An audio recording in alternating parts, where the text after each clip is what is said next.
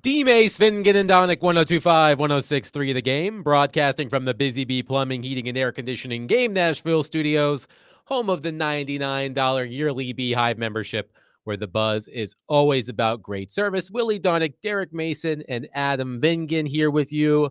A belated Happy New Year to you all, the first time we're speaking to you in 2025. I hope your New Year's resolutions are still going strong into the second day of 2025. Yeah, well, hey, it's a good thing to see you guys. I hadn't seen you guys since last year, man. Goodness gracious. I've aged a lot. Man, your kids must be big, man. After a year, I'm sure they're grown. All I know is that my son thankfully went back to school today after being out for 2 weeks. And we got to the point where I was talking to him as we were driving. And he said, and keep in mind, my son is 3 years old, said, Dad, don't say anything. Just drive. Okay, I'm about to give I thought that wasn't going to happen until he was like 13 or 14 when I had to schlep him places and he was still too young to drive and I wasn't cool anymore. And be like, Dad, just drive. But this was my 3-year-old son telling me, don't say anything, just drive. Well, he must be used to you saying something. He doesn't like it when I sing in the car. Yeah. So he's like, not like that. He's like, listen, 2025. This is New Year. I'm gonna give Dad a piece of my mind. Okay, I think I'm at that age. When did you both realize that you were no longer cool to your children? Ooh, I'm still cool to my kids. Yeah. No, I'm not really. I found that out probably.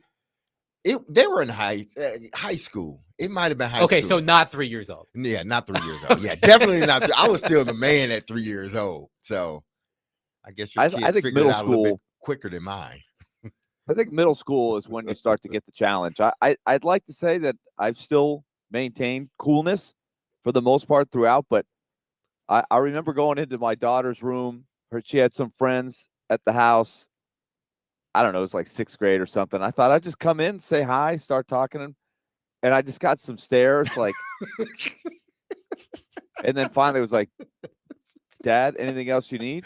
Like, in other words, we're done with you here. If you could just move on, we can continue with our fun. Do you got something to give us? I mean, is the pizza here, Dad? Exactly. Otherwise, get out. If there's nothing else, Dad, we're good.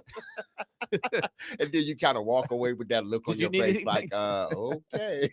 If y'all need anything, let me know. And then your daughter says, "Hey, Dad," and you turn around, hopefully, and she says, "Can you close the door on your way out?" Right. Hey, y'all want the door closed? Yeah, Dad, close the door. Oh man. Okay, here's a warning for everybody, because I know there will be some frustration, and the frustration, people, is warranted. People like Adam, people like Willie, myself, and anybody else out there, because this is going to happen to you. I guarantee it. You're going to walk into the Y, Orange Theory, whatever. You're going to walk into all these places that you frequent that you think, okay, I can go in here. I got an hour to waste. I can get my workout in, a little bit ahead of time. So I got about an hour and a half. Let me go to my favorite gym. And you go to your favorite gym. And upon entering the gym room, you notice that there's not any equipment that doesn't have a butt on it. Okay? And I know it will frustrate you because you're trying to figure out, when did Sam start coming to my gym? When did Samantha start coming to my gym? When did John start coming to my gym? I've never seen this guy in my life. You're going to do that, okay? It's going to happen, people. But what I implore is, just implore some patience. Give it a week. Just give it a week. Be patient. This could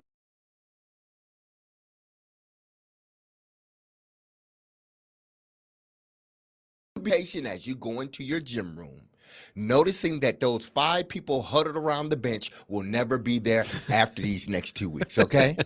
So just be patient. Let them have it. Help them out if you want to. But don't be frustrated, because it only lasts for about 2 weeks, maybe 3. I did go to the gym yesterday, and Willie and I go to the same YMCA in East Nashville. And Willie, even in the morning yesterday, it was busier than it usually is. Is that right?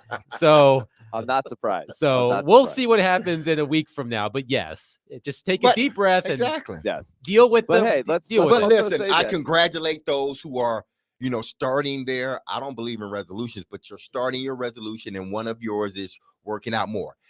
I am happy Yeah. that you're starting to work out, but just continue it.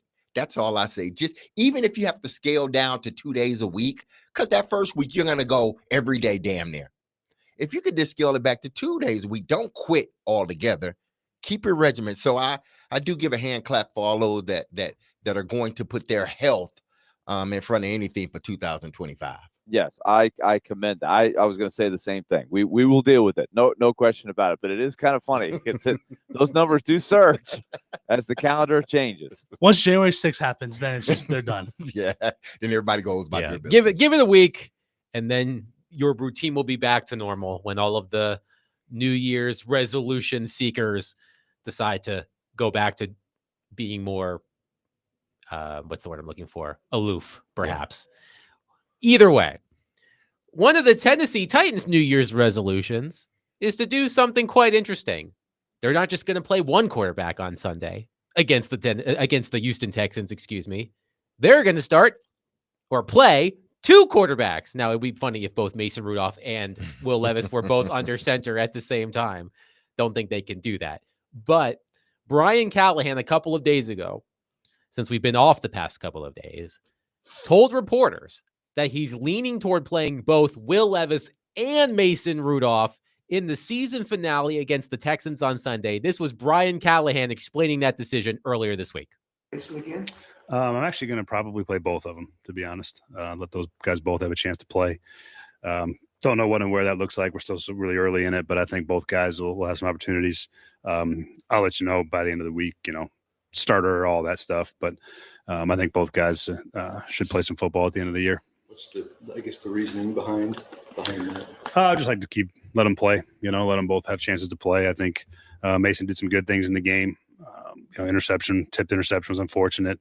But I do think that, let Will get another shot at throwing the ball around a little bit and playing some football. So, he's been really professional in his approach, how it's all gone. I think he's, earned a right to go play a little more football. Just because of the way he's handled the whole process. I got a lot of respect for it. And he's been really professional in all those things. So, get a chance to go play a little bit more. That was Brian Callahan earlier this week explaining why he intends to play both quarterbacks in the season finale. Brian Callahan also said, quote, "It'd be different if we won 2 games in a row with Mason. I'd probably stick with him for the last game, but we haven't." So I guess the Will Levis experience is not over in Tennessee because we expect to see him on Sunday. And if you're watching the stream, one of the better parts of our program, as we're playing clips sometimes, is looking at Derek pantomiming his exasperation. I like that word. Pantomiming. Yeah. There's a new word for you in 2025. Yes. I'm going to bring my word of the day calendar to the show. I would have thought it meant you were mining somewhere, that you were digging. That's what I would have thought. Pantomiming is expressing or representing something by extravagant and exaggerated mime. I like that word. That's a really good. Look at the big that's a brain on Adam. That's a $10 word right there. Look at the big brain on Adam. Now I'm just picturing Derek Mason as a mime, like the stereotypical mime with the face paint. He's in a pretend box. But as we were listening to that clip from Brian Callahan, Derek was pantomiming exasperation, incredulity. There's another big word for you. I'm just throwing them all out right now. $8 word. You're on fire. But either way, Derek's face told it all. Clearly, you're quite confused by this plan by Brian Callahan. Yeah, I am somewhat confused, but here's the deal. I think it's it can be 3-pronged in a sense. One, you can look at it from the standpoint of this may be, above him. Someone said, hey, we need to see a little bit more of the kid. Put him out there. That could be part of it, which means they haven't fully given up on the prospect of Will Levis being on this team next year and competing for the starting job. That could be one scenario. The other could be that, listen, if we play 2 quarterback, that gives us a better shot at losing. You could go with that. That was more of the that's more of the comedy sort of road you can travel, comedic road you can travel. Or what it could be, and this may work well for him in the future. This is playing a card now for a win in the future. Listen, I'm a player's coach. I understand how this game goes. I've been around, a lot of young players. I know what guys need in regards to staying in the ship.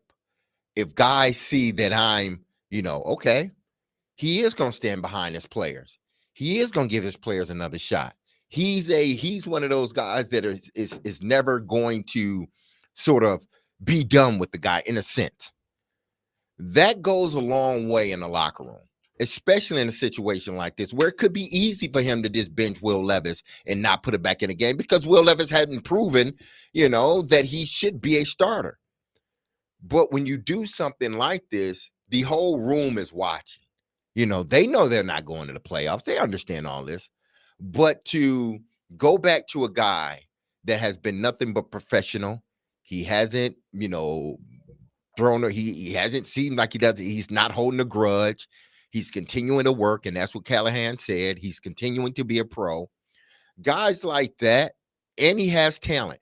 Guys like that, you want to try to reward some. And the other guys are watching that because they're watching how hard Will Levis continues to work. So to me, this is it could be 3-pronged, but, I'm leaning more toward either somebody above him told him, or him being, the guy, hey, listen, I'm gonna give my guy another shot. He's not gonna go out like that. I'm gonna give him another opportunity to sort of go out the right way.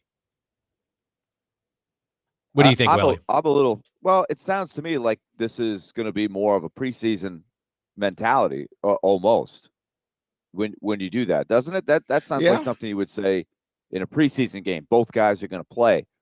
So I don't know. I'd like to tell you I know what the theory is behind it, or what is a logical way to do it. I'm not sure I get it really, but I think you're looking at maybe they just feel like Levis is going to be on the team next year. Yeah. And so you might as well play him a little bit. I don't know what this means for Rudolph. I know they floated out in one of those reports in the sideline, the term bridge quarterback. Yes. So I don't know if Rudolph is still competing for a role on the team next year. He's a free agent at the end of the year.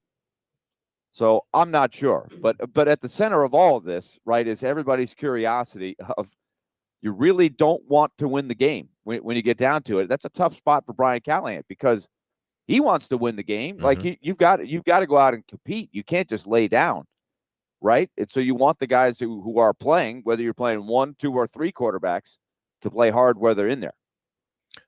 Yeah, I can understand that. That's why, I just threw out 3 scenarios out there, at least from what I'm thinking, because it could be a little bit of all of them. It could be a little bit of one. It can be all of one. But there is a reason after, going away from, because listen, you could have stayed with Will Levis and you could have let it play out, because under no circumstance or scenario where y'all going to make the playoffs. I understand why you made the change, because you had talked about it earlier about, well, he had talked about after he got benched about, hey, listen, guys in that locker room watching it, making sure everybody is being held accountable on this team. And when you see the play that the quarterback has been putting out on the field, if you're not holding him accountable, then other players start to look around. I get that part. But man, I mean, putting him back in the game, it's like you, Willie, it's kind of odd in a sense. Like, why are you really doing it? Because is it going to change your percentage of winning the game any? Well, if it is, also, then okay. Is it also going to change your perception of either guy Yeah. for next year. Like if Levis, let's just say Levis goes out there and has a little hot streak and throws a couple of touchdown passes, does that really give you hope for next year, or is that a little bit of fool's gold? Either way, right? And if he plays poorly in a game that doesn't mean anything, does that make it any different? I'm not sure what you're going to gain. So we'll take Brian Callahan at his word, but it is going to be really interesting for some of these teams, right? There's a lot of teams, and we talked about this the last show we had in 2024. The NFL probably needs to think again about having a lottery, because there's several teams that are sitting there going, "Boy, we could be second, or we could pick seventh, or some scenario like that." And there is quite a difference in about 5 slots, and there's a few teams that have the same record that could win the last game and really not be overly happy. At least the scouts won't be happy. Well, the one team ahead of the Tennessee Titans currently in the draft order, the New England Patriots, Gerard Mayo, who's also under fire a bit despite being a first-year head coach. He said that if Drake May is healthy, he's starting on Sunday against the Bills, who will be playing their backups probably, if that hasn't already been announced. But the Patriots are not putting themselves in position to lose this game. They are going to play Drake May. Randy on our text line with, I think, the Titans fans' worst case nightmare scenario. Will Levis is going to ball out for self-preservation and screw up our second pick so we can drop to 7 in the draft and can't get a quarterback in the draft. I think there are a lot of Titans fans. We'll see what the split is. Yeah. We don't know if it's going to be 50-50. It's probably not going to be 50-50. But I think Randy probably speaks for a lot of Titans fans that say Will Levis is going to have that Atlanta Falcons NFL debut game all over again, and the Titans are going to beat the backup Texans. Although DeMeco Ryans did make it sound that the Texan starters are going to play at least some of the game. Okay, could it be this? Okay, now this may be too sort of putting the cart before the horse or forward thinking or whatnot. Could it be just as simple as this? The last time we saw Will Levis didn't look good.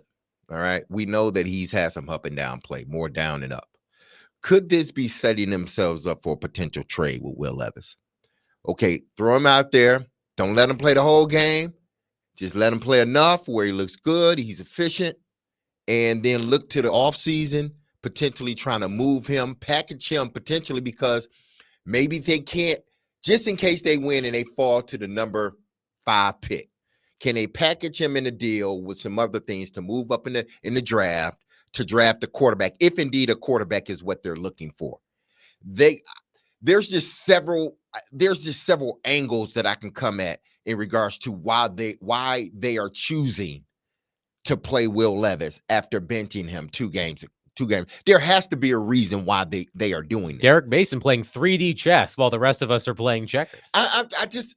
I hear what you're saying. Yeah, it doesn't make too much sense based upon, what you don't want to accomplish in the big scheme of things. Losing would be a bad thing, even though I don't prescribe to losing, but losing wouldn't be a bad thing. So you think about all these things, and it's like, why are you putting him in there then? Do you think he'll give you a better opportunity to lose the game? It just doesn't. I've given you several different scenarios, and I can come back and debunk all the ones that I gave you. Does anybody have a tinfoil hat back there? I think the same thing. It's all theory. It's all theory. It is a good question, but the plan for the Titans, according to Brian Callahan, is for both quarterbacks to play on Sunday against the Texans, as I alluded to earlier this week. DeMeco Ryans, head coach of the Houston Texans, made it sound like his starters should be ready to play. Now, we'll see which starters do play or could play, but it does not sound like the Texans are going to go the way of the Chiefs, for example, and just bench all of their starters and effectively have a preseason lineup on the field. But it does lead to an intriguing situation at Nissan Stadium on Sunday, 615-737-1025. Speaking of that game, there's somebody very, very important that we need to discuss in all of this as the Titans prepare for their final game of this season. We'll do that next. But before we do, the Game Nashville Sports Network is your home for the college football playoff presented by Twin Peaks and Parman Tractor and Equipment. Today, tune into 102.5, 106.3 The Game, and 94.9 The Fan for the college football quarterfinal as Notre Dame takes on Georgia in the Sugar Bowl, which is, of course, postponed to today. Kickoff is at 3 o'clock.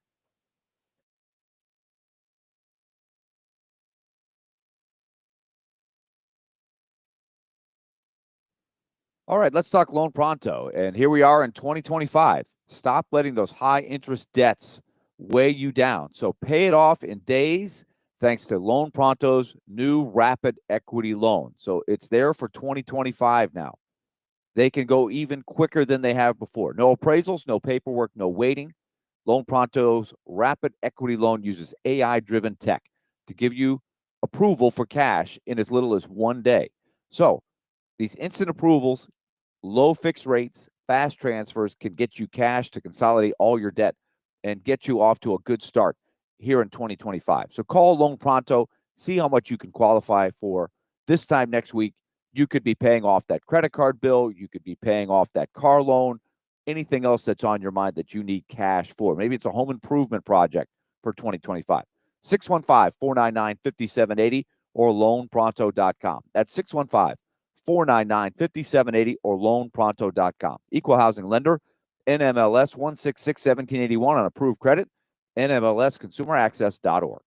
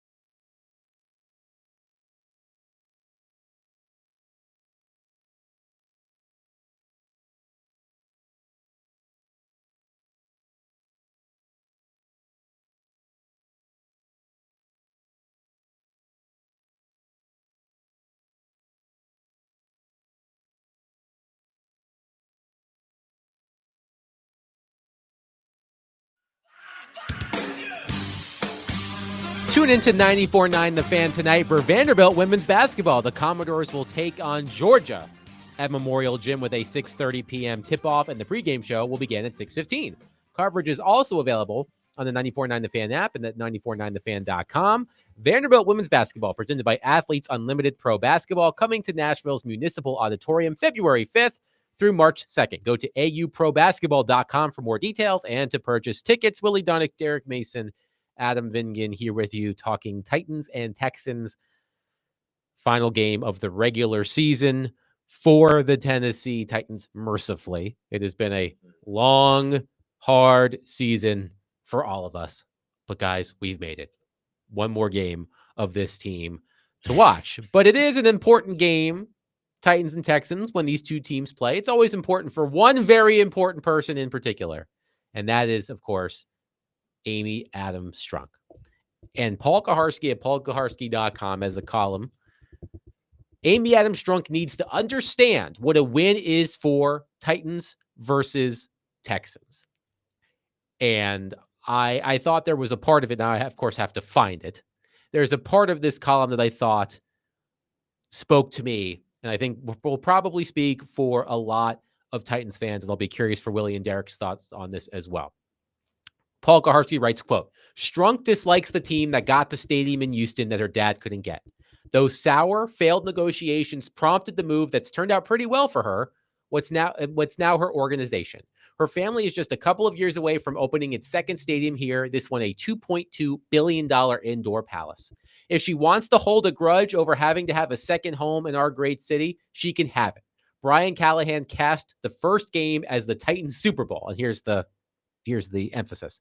But she needs to not give a damn about Sunday's result against the Texans. I presume she gets that. Her football people need to make sure of it.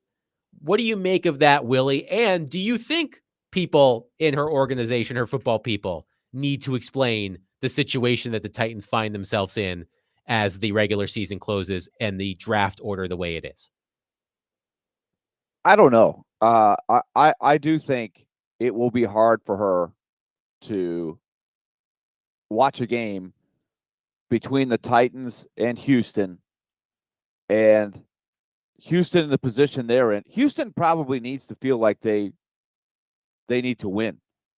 I don't think Houston's sitting there going, we need to lose. I think for their purposes, they want some positive momentum going into the playoffs. So that's, I think, one of the reasons why DeMeco Ryans is trying to set the tone and saying, hey, look, if the situation dictates we can take some guys out, we will, but we need to play well. Right. Is what I'm hearing from him.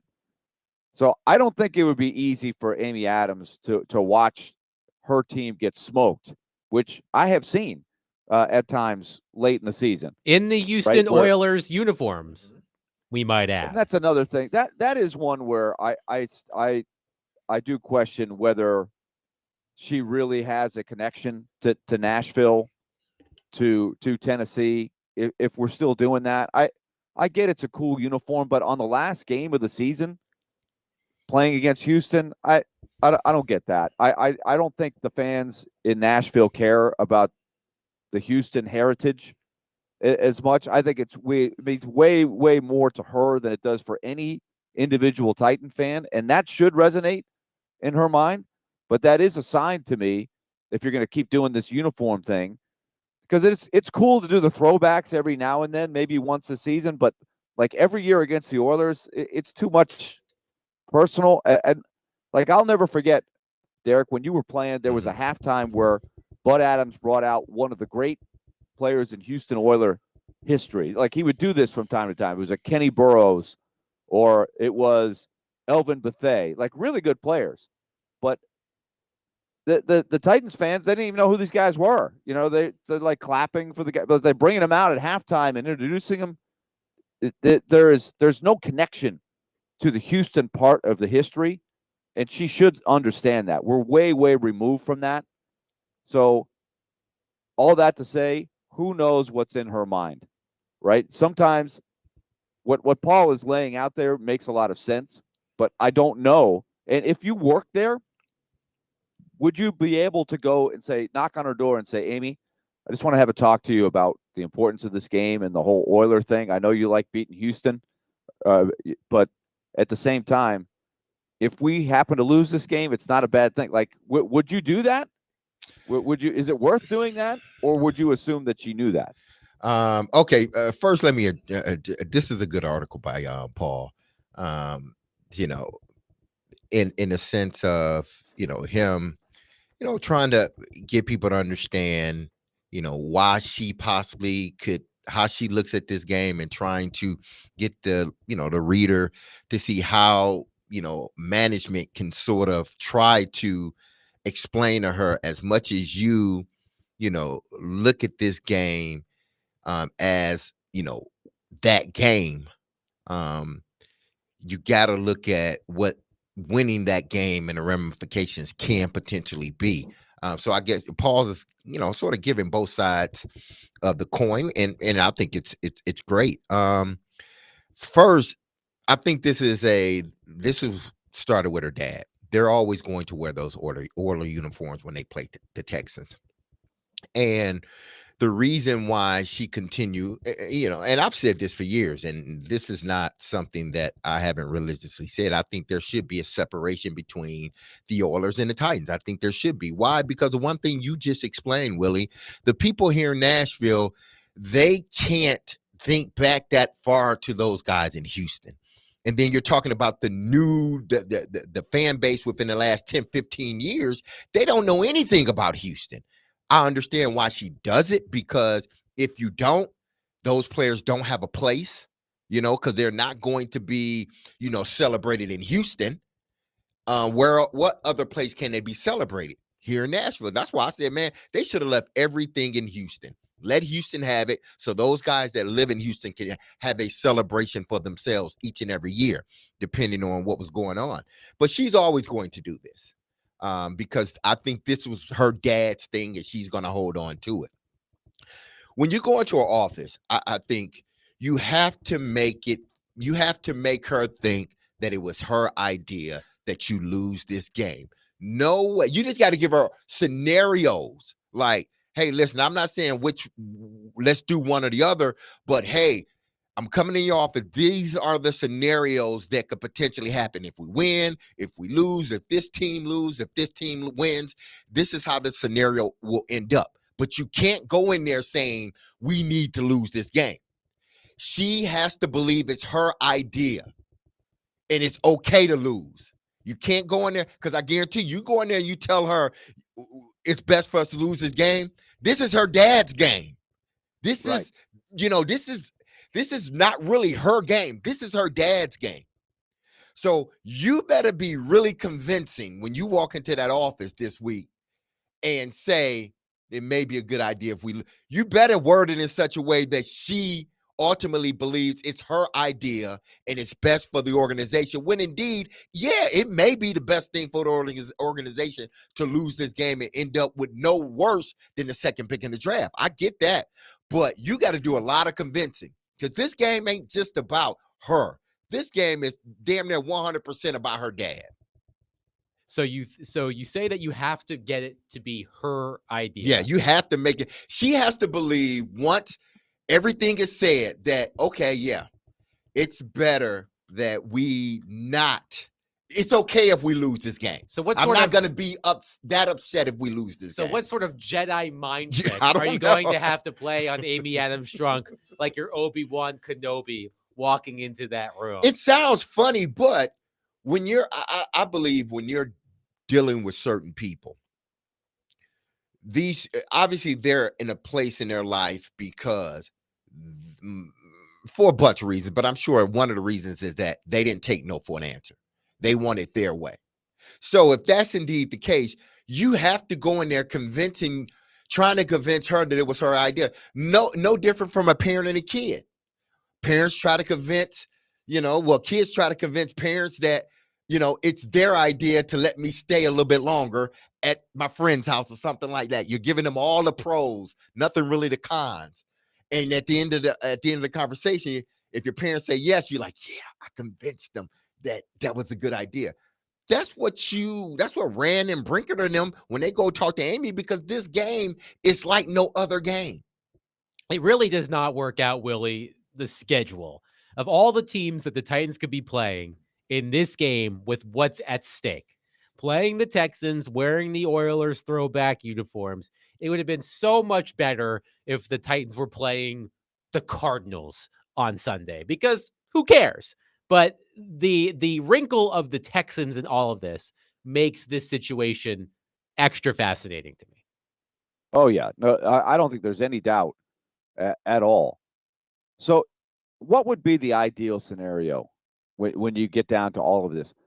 You play hard, it's a competitive game, and you lose in overtime or something like that. I think that would probably be the best case for all things considered, because I don't think you want to lose 40-0. I don't think that leaves a Oh, good no. taste in anybody's mouth, and that might have the wild card streak in her saying, "Okay, I can't stand for this anymore." Because really, the hay's in the barn for the season, like you said, Adam. We just got to get through the end of this thing, and whether they play Levis a little bit, Rudolph a little bit, that really doesn't matter. Nobody's going to remember this game in a few years unless you lose like 45-0. Then all of a sudden it could be the final straw or something like that, something crazy. Because everything that we hear right now is, hey, it looks like everybody's coming back, right? That's the consensus. That's what's been seeping out over the reports, right? The people have checked. Hey, are you thinking about making that? They've asked these questions, and the answers seem to be, I'm going to let it ride with these guys for one more year. That does seem to be the case. And actually, on the other side, we're going to get into that a little bit more, because there was an interesting report that surfaced this morning about the state of the Titans front office. 615-737-1025. We'll take your calls. We'll take your texts on our text and phone lines, driven by WilsonCountyHyundai.com. Make sure to join Jared Stillman, Chris Sanders, and Derek Mason at John Bon Jovi's in downtown Nashville this Sunday for the final pregame show of the season from 9:30 to 11:30 a.m. They will break down the Titans' Week 18 matchup against the Texans and give you the latest updates before the game. The pregame show is presented by Parman Tractor and Equipment, Sundeck Nashville, Sloan's Motorcycle ATV, and award-winning Blue Note Juke Joint and Blue Note Crossroads Bourbon.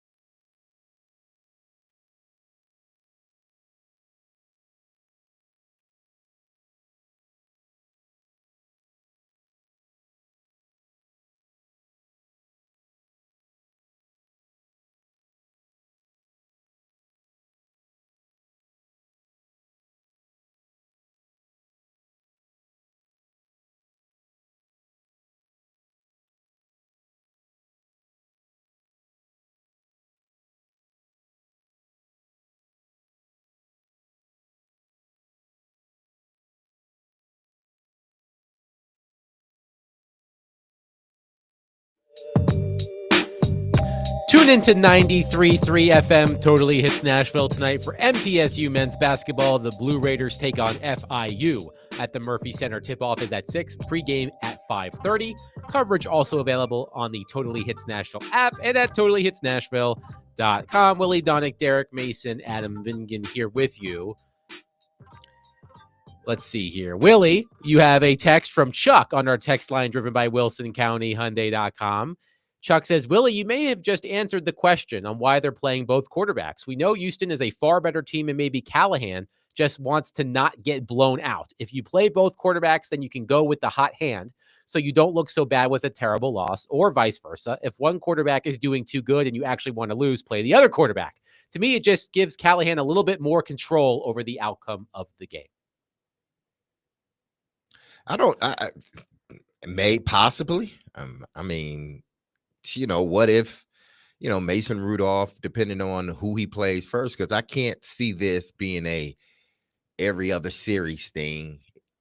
It may be every other quarter thing.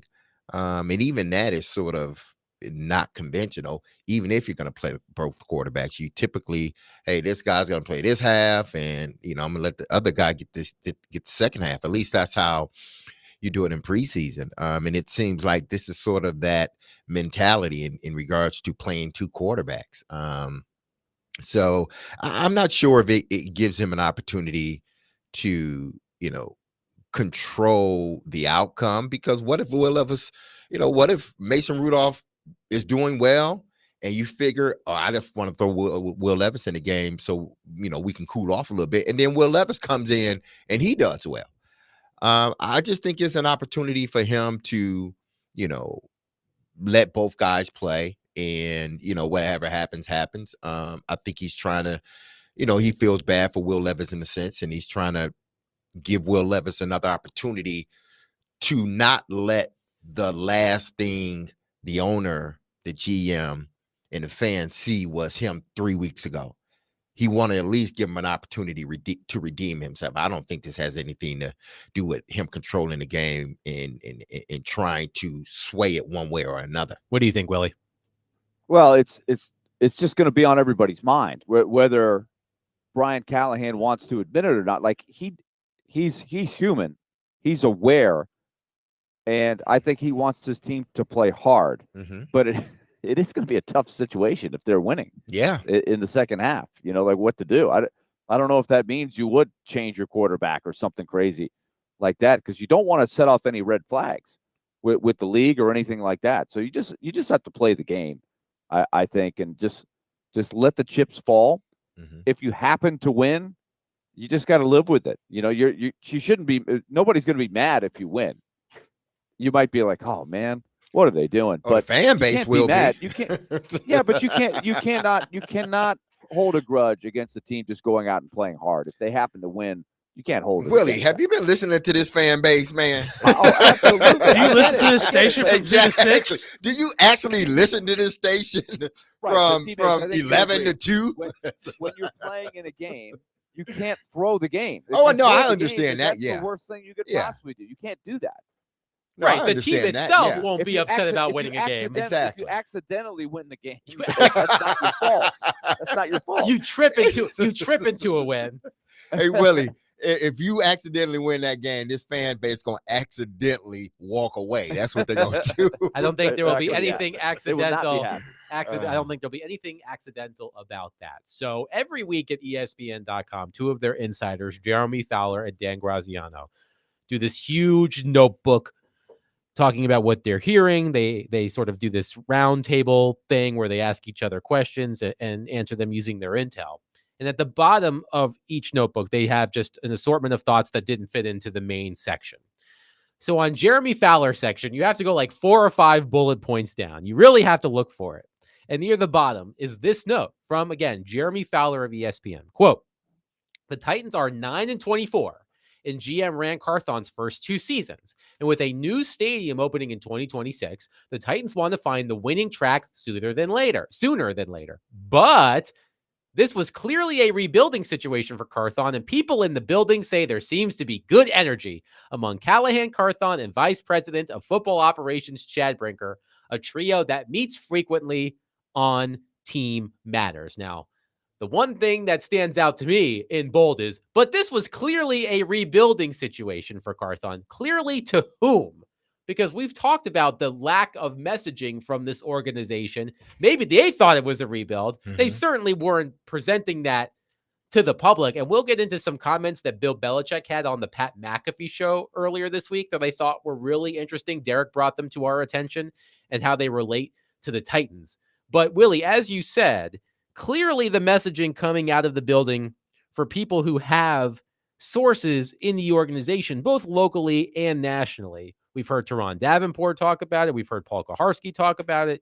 Now Jeremy Fowler. It certainly sounds, and that's the key word here, sounds like this regime is going to be back for another season, just based on the reporting. Now, it's subject to change. You always have to put that in there. The wild card of Amy Adams Strunk, to borrow Willie's term. But the one thing that I saw in this little paragraph that threw me for a loop was, but this was clearly a rebuilding situation for Carthon. That's not what we heard or what we took away from what they did this offseason. Yeah, and so is that the opinion of Jeremy Fowler, or is that something that has now been relayed to him when he bounces his questions off of whoever he's talking to, right? I don't ever expect somebody to reveal their source, but I am always curious when you're doing a notebook like this, where do you throw your own opinion in, and where are you just simply relaying what you're hearing? Because they've never used that term in rebuilding. I think they should have. I'm on the record. I've been all summer, even going back to when they announced the coach. I think it was obvious that there was a rebuilding. See, so maybe that's how Jeremy Fowler feels, right? Maybe he just thinks it's obvious. Let's go back to Reese Davies when he was announcing the draft, when they said it's time for the Titans to make their first round selection. They're in a rebuilding phase. Like, he threw it in there. That I think was not coming from the Titans. That was just an obvious take where he probably didn't think anything of it. So I am curious, but it does seem like the vibes are that, barring anything crazy, and you always have to keep that possibility in mind, that they are going to stick to their guns and give this group one more year to try to get it right. Yeah, I mean, listen, you're right in regards to how they should have framed it, or it would have been better had they framed it this way. But last I checked, I don't think there's too many GMs in the National Football League that is going to, especially when they're asking for a lot of money to get a stadium built, to tell their fan base, hey, listen, we're in a rebuilding stage and it may take 3, possibly 4 years. You can't do that. I haven't known a GM to do that when they first stepped up to the podium, whether it be when they took the job or the year after, because you have to keep your fan base encouraged. Now, maybe they should have chose to use different words, because the way they laid it out was they went and addressed the areas that they felt they needed to. They have a young and exciting quarterback, which they said at the beginning of the season, even their owner. When you say all of that and then you make those moves that you made, you can't then, come in front of the fan base and say, we're in rebuild mode. The fan base is looking at you like, well, you shouldn't have went and got Snead. You shouldn't have paid this money to go get this guy. You shouldn't have gave that guy all that money. So you can't frame it as a rebuild, but maybe they should have framed it as something else, because that may have at least, kept the fans on your side a little bit longer. Not to say that all the Titans fans are against the regime right now, but there's enough that it's making a lot of noise here in Nashville. So maybe they should have worded it different, but I don't think, at least from my experience, I don't think you as a GM can go, especially if you're trying to get a stadium built, and say, hey, listen, this is going to be a rebuild, because how long is this rebuild going to take? I said last week, I think you can only get away with it 1 year. That's what I'm saying. It's like, realistically is all you can. So this should be the year. This year be the year. But this should be the year, because when you make those moves, you can't then come back and say, well, they didn't work out. They didn't work out, so now we're rebuilding. I guess this year has to be that year, because you can get away with it if you draft your quarterback.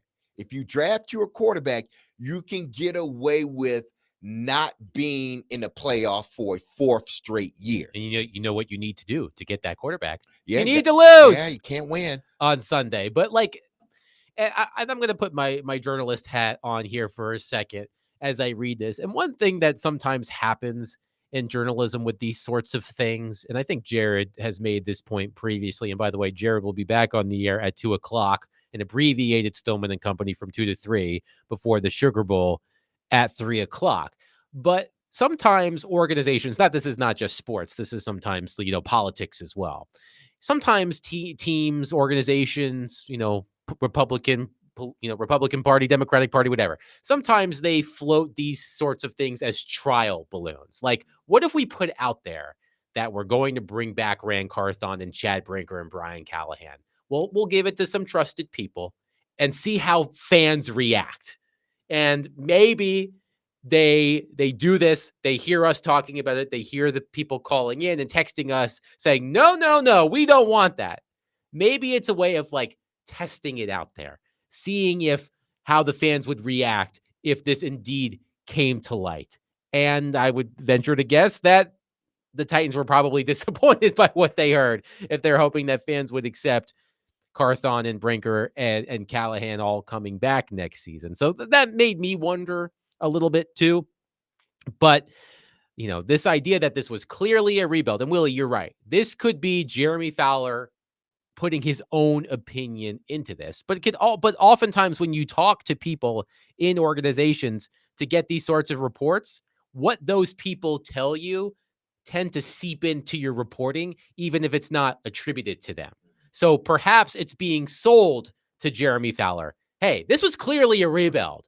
Like, that's what we expected. We expected to be out of the playoffs this year. We expected it to be a hard season. So although he's not attributing that line to someone, maybe that's the vibe that he's getting from whomever he's talking to inside the building. And maybe that's what they, because listen, there could be two messages here.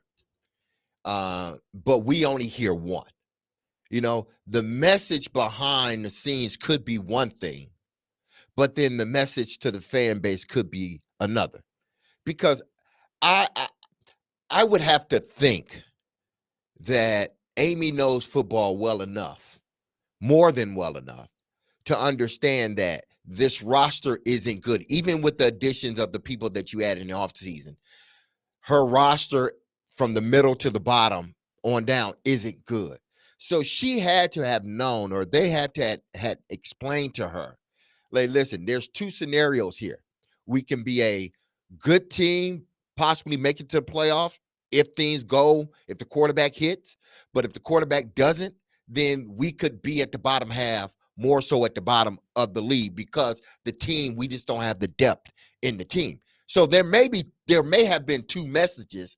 She understood that her roster's not good and this thing could fall off the cliff, but she wants you to promote, hey, listen, we are doing the necessary things to win football games, which in actuality you were, but they just didn't work out, at least not this year.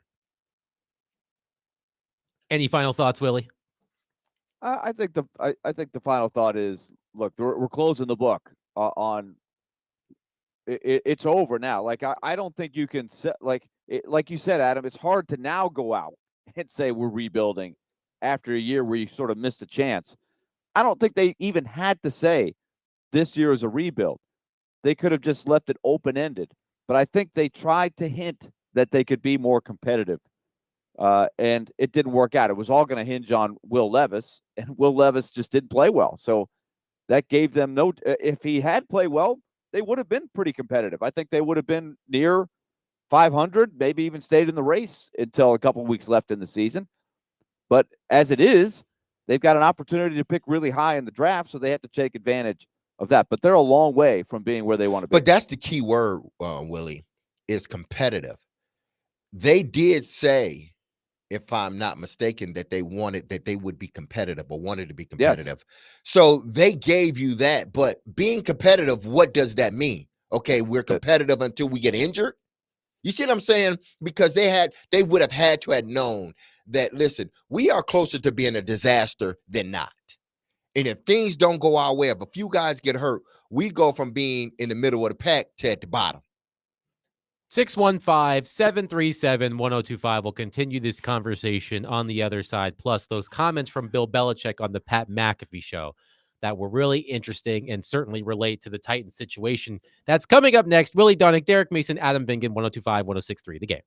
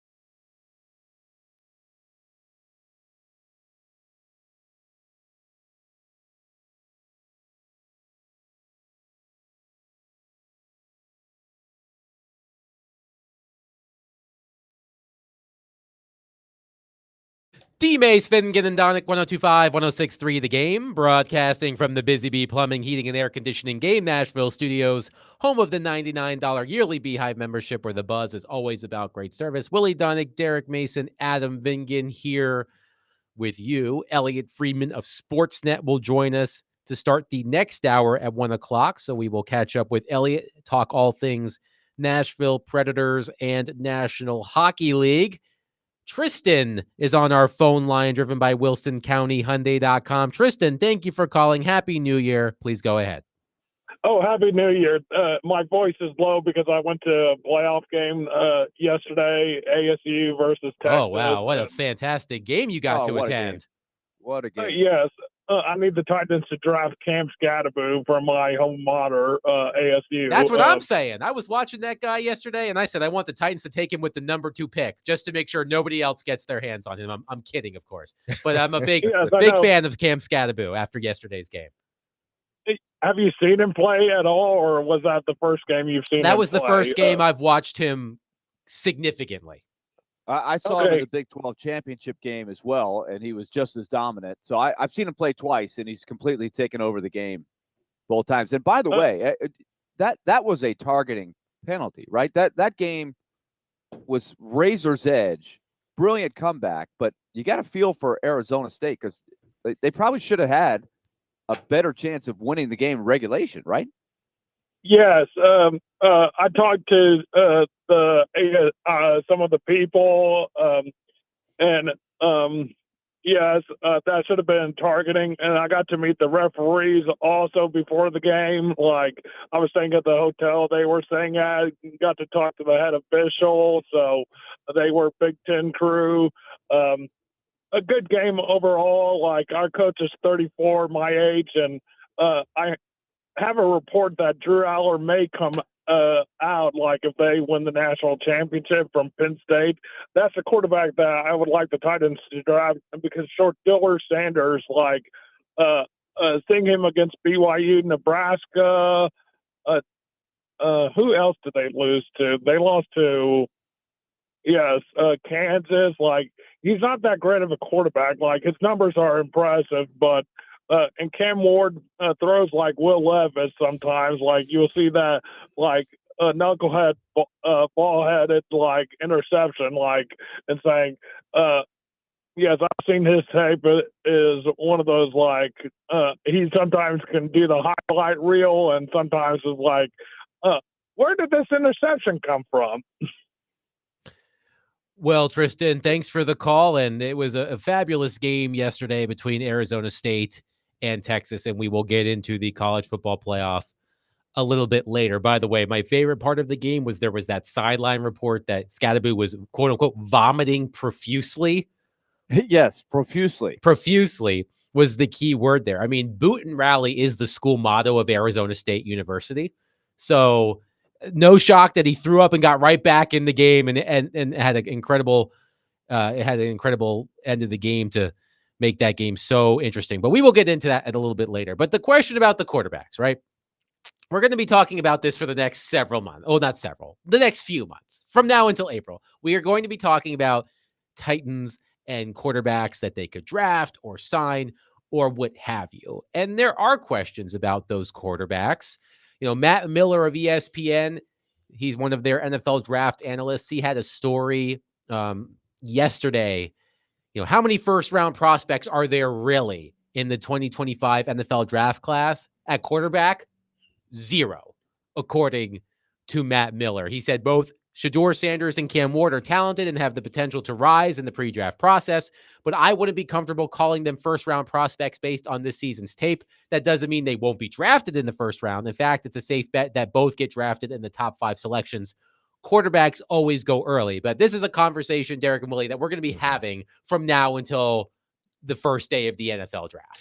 Yeah, I mean, it happens every year when there is whether there's a presumptive first pick in the draft and a quarterback, or there's 4 or 5 quarterbacks, or if there's no quarterback. We're always going to elevate the quarterback position a little bit higher than what it probably actually is. Because, you know, a draft without a quarterback is just a draft. The quarterbacks make the draft. Because we spend so many hours. Yeah, everybody talks about the other positions, but I'm sure that if you broke it down minute by minute, they talk about the quarterback position when there are quarterbacks, especially than any other position, because they understand that that's the one guy that can change your franchise immediately. So to say that there's not, listen, I'm sure he knows more football than I do, and so I'm not going to sit Well, here no, in you debate. played the game. You know plenty of but football, Derek. I don't want to come off. But to say there's no first round quarterbacks in this draft, You're not grinding the tape. Exactly. Let's rephrase. I'm not grinding the tape like him. But to sit here and say that there's no first round draft picks at quarterback is ludicrous. It really is. Even if Shedeur Sanders would have came out last year, I'm sure he would have been taken possibly as a top 10 pick. The guy is a flat out baller. If you can operate and run an offense behind that offensive line for the last 2 years and still look calm and still make pinpoint precision passes, still find a way to get out of the pocket and still deliver the football, I don't understand what more Shedeur Sanders needs to do, honestly.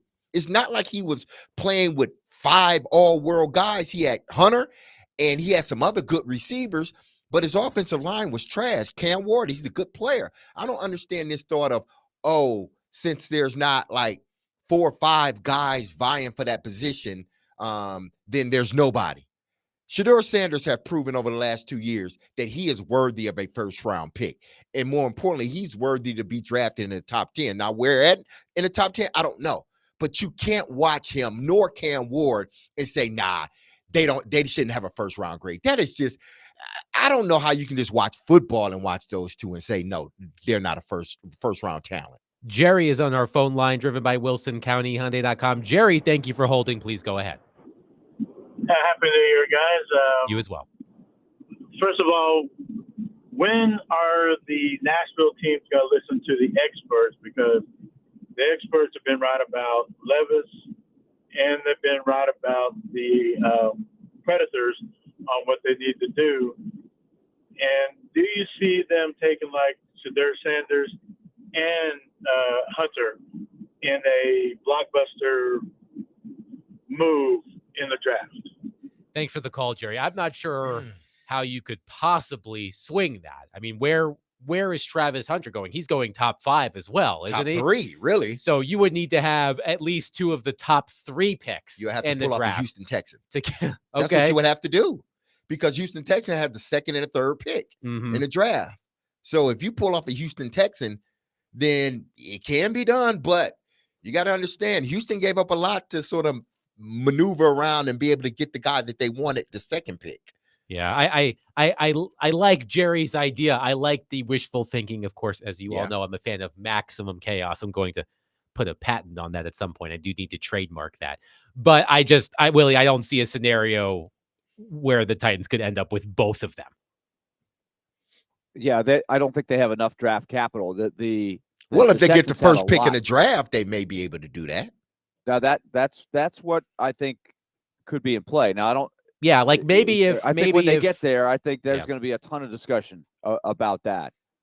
But remember that Houston not only had the windfall of what they got for Deshaun Watson, but they had a high pick to go with it. So they had 2 things on top of one another with multiple picks, and they gave up a lot of draft capital to wheel what they did with Anderson and Stroud. But getting back to what the caller brought up there, I thought it was interesting. He said, when are they going to listen to the experts? Who are the experts? There's a lot of people that are claimed to be experts, right? You can go back and look at a lot of different grades on a lot of different players, and you get a wide range. For example, I would be curious, what was the talk, because I don't remember all of it, on Jaden Daniels at this time last year, right? He just won the Heisman, but there was way more talk about Caleb Williams, even going back a year before, right, than there was for Daniels. But Daniels has outplayed Williams for sure. Yeah, that's a good question. I looked up Daniel Jeremiah, who's an NFL draft analyst for NFL.com. I looked up his final mock draft. He had Jaden Daniels going number 2 to Washington. I would have to go back and look at exactly where he was graded, but I think the expectation was that he was going to go that high. Now, maybe people didn't expect him to have the the brilliant season Yeah. that he's had. But I mean, it's a gamble when you take those quarterbacks that high. And it's a question the Titans are probably going to have to ask themselves over the next few months, assuming they don't screw it up by winning on Sunday. But we'll see what happens on Monday when we reconvene after that game. But we wanted to highlight a couple of things that Bill Belichick said on the Pat McAfee show during his weekly conversation with that group. They were talking about the teams that are in the Titans position. Of course, Bill Belichick being the former coach of the New England Patriots. The Patriots find themselves in that position as well. So I don't pretend to know all of the hangers on that are on the Pat McAfee show. All I do know is that the gentleman who asked this question to Bill Belichick was wearing a Patriots shirt. So I think he was asking from the vantage point of the Patriots, but I think he did mention the Titans in there as well. And the question that was asked was about, positive takeaways from a team in a rebuild and some of those signs that you can see that show whether or not a team is going on the right track. This was Bill Belichick on the Pat McAfee show. I'd say these days, and it's not very long. You see the coaching changes being made pretty quickly. Regardless of the amount of time that's left on a coach's contract, you don't see the Tom Landry situations too much anymore where, there's actually some patience in building that's, becoming less and less frequent. So, and even the owners that, with the franchise is worth as much as they are, it doesn't seem to affect them too much to have these big payouts on multi-year contracts. That the value of the franchise just overrides it by so much. They don't really care. So, that's a good question. I think, look, in the end, you want a consistent vision between the ownership and the people who are running the team, whether that's a general manager, the head coach, or some combination, cap person, whoever those people are. You want a consistent vision to run the team, and if you have that, then I'd say that's a big edge over a lot of other teams in the league. I think there's a lot of teams that don't have that, and that's probably the start of the really fundamental problem on the organization. So, what should fans hope for? I think really what fans need to hope for is a consistent vision from the team, ownership, head coach, general manager, cap guy, whoever that is. That there's a consistent vision there, that they make sense, and that they have the discipline to follow. And if they have that, then they'll probably be all right. And if they don't, then they're going to keep bumping into each other. And I'd say it's hard.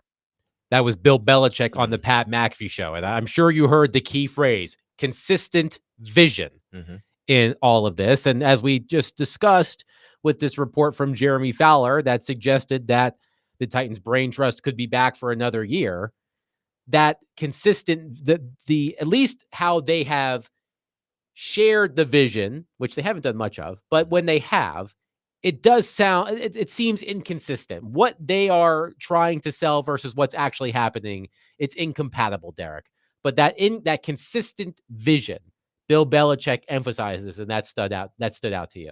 Yeah, because I think, that gives you an opportunity to sort of see if you are still on pace, see if you are still on track. If the visions across the board are the same, the vision, not visions. If the vision is the same across the board, then there is no, I thought it was this. No, I thought it was I thought it was that. No, everybody understands. That's why, I believe that whatever was told to Amy, it was put to her, at least her, as a listen, this may take some years to rebuild this roster back up. This is what's going to happen at the beginning. This is what we hope. These are the things that we're going to do. We're going to go out and we're going to get free agency to try to plug in some holes. But even that is not going to ultimately get us where we need to get. We need years to build this team up through the draft. That's the only way we're going to be able to build a consistent winning team, is built through the draft. I think they did explain that to her. And that is the vision, to build this team through the draft, to supplement it through free agency, and hopefully both of them sort of hit right at the right time as you're entering in that stadium, and off we go. That, I believe that's the vision. I believe that was told to Amy as well. Now, how they sort of worded it to the fans left some thinking like we can compete right now, like, Right. It was like playoffs right now. incompatible. Exactly. It was That's what I'm saying. incompatible. So that's where, and I've said that because Willie, you've always said, listen, the message should have been this, but it sort of was this. In actuality, you were right. But I think internally, the message internally, as far as like, yeah, just give me the sausage. I don't care how it was made, just give it to me. I think that's what we have going on now. Like, listen, I understand what you're going to tell the fan base, but what is the road that we got to travel? What does it look like? You know, how can y'all explain that to me? And I think they did. And I think everybody's consistently been on that. Now they're going to have to reiterate that plan. You know, in the next week, they better reiterate that thing come Monday or Tuesday, to give fans an idea of what they should be expecting headed into free agency and then ultimately the draft and then the season. Yeah, as Belichick is talking about this, I was thinking back to the great lengths that they took to talk about the new regime, right? The titles of everybody. You know, let's just let Rand do the GM part. Chad Brinker is doing this, this, and this. They're going to work together. They had the long podcasts that came out of, you know, their official podcast, right? Where they had lengthy interviews where they talked about this new structure that they were going to work with. So it just wouldn't make any sense. Like, look, you've put this out there, and to scrap it and start over, which some people are frustrated enough that they've seen enough. They want to start over and do something new. I don't think that would be a good look. I think you've got to let them work with whatever groundwork that they have laid. Because it doesn't look good right now with the results on the field. We would all agree with that. And I'm very skeptical about what it's going to look like next year because I don't see that they've made a lot of big strides in developing the younger players on their roster, a nucleus of players they can build around. And they have whiffed on the quarterback. But at the same time, you have an infrastructure you've put in place and you know what you're trying to look for your coaching staff. I think to scrap that would be pretty tough. So to me, that is what I'm hearing with Belichick is you got to stick to your vision. You've got to have continuity. Everybody's got to be on the same page. So this is the biggest offseason, I think, for this group, because if it looks bad again next year, then I don't think they have any choice. 615-737-1025. We'll take your thoughts on our phone line.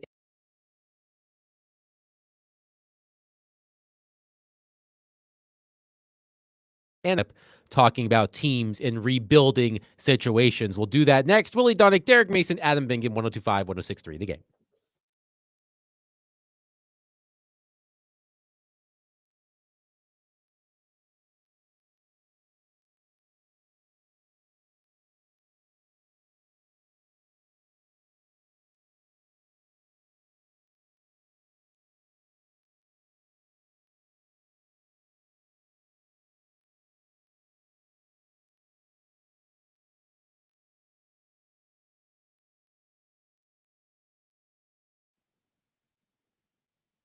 Hey, stop letting those high interest debt loans weigh you down. Pay it off in days thanks to Loan Pronto's new Rapid Equity Loan.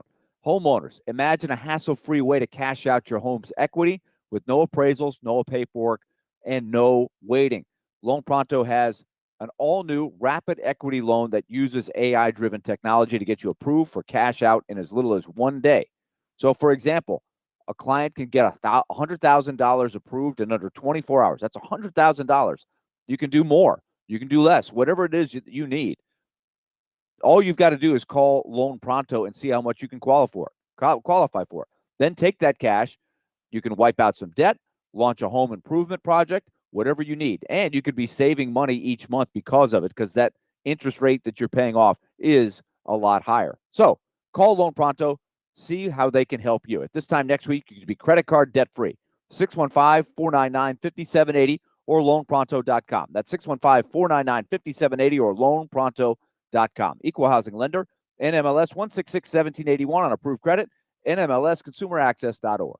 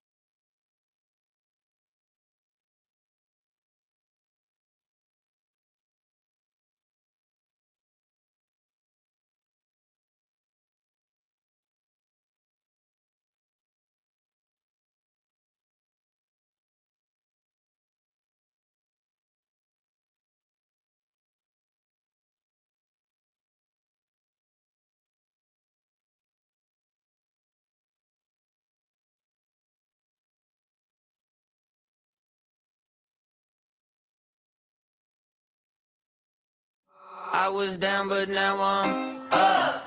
Yeah. D. Mason, Ginadonic, 102.5, 106.3 The Game. Really Donick, Derek Mason, Adam Vingan here with you. Damian on our text line, driven by WilsonCountyHyundai.com, says the wording the Titans should have used, and this is something that'll bring Predators fans back a few years, was competitive rebuild. That would explain the free agent pickups and the ups and downs the team would face during the season. And I understand where Derek is coming from, in that if you are an NFL general manager or a team owner and you tell your fan base that your team is rebuilding, the interest in the team is going to be low. There are going to be empty seats in the stadium. I get all of that. But as we've made this, and it's not apples to apples because it's a different sport, but the example we've continuously used, speaking of competitive rebuild in the Predators, is just how open and forthcoming Barry Trotz has been about the state of the Predators, specifically last year when they made a surprise appearance in the Stanley Cup playoffs. He made it known to Predators fans, this may be a tough year. And it didn't turn out to that way. This year turned out to be the tough year. But the being upfront did buy Barry Trotz and the extension, the Predators, a lot of goodwill. I just not sure, Derek, if you can do that in the NFL the same way you could do it in the NHL. Yeah, it's hard to do it. I think that, again, the fan base is different. And, I just think it's harder to sell a rebuild when it comes to football. Maybe because the lack of, a long season. It's easier to sell. This is a rebuild year, and then all of a sudden you end up catching fire in the middle of the season, and then it goes from being a rebuilding year. So wow, it's surprisingly we are a good team. So you can kind of get away with that. That happens in basketball. It happens in baseball because of the length of the season. But in football, the fan bases are not sitting around waiting for a rebuild. They're not.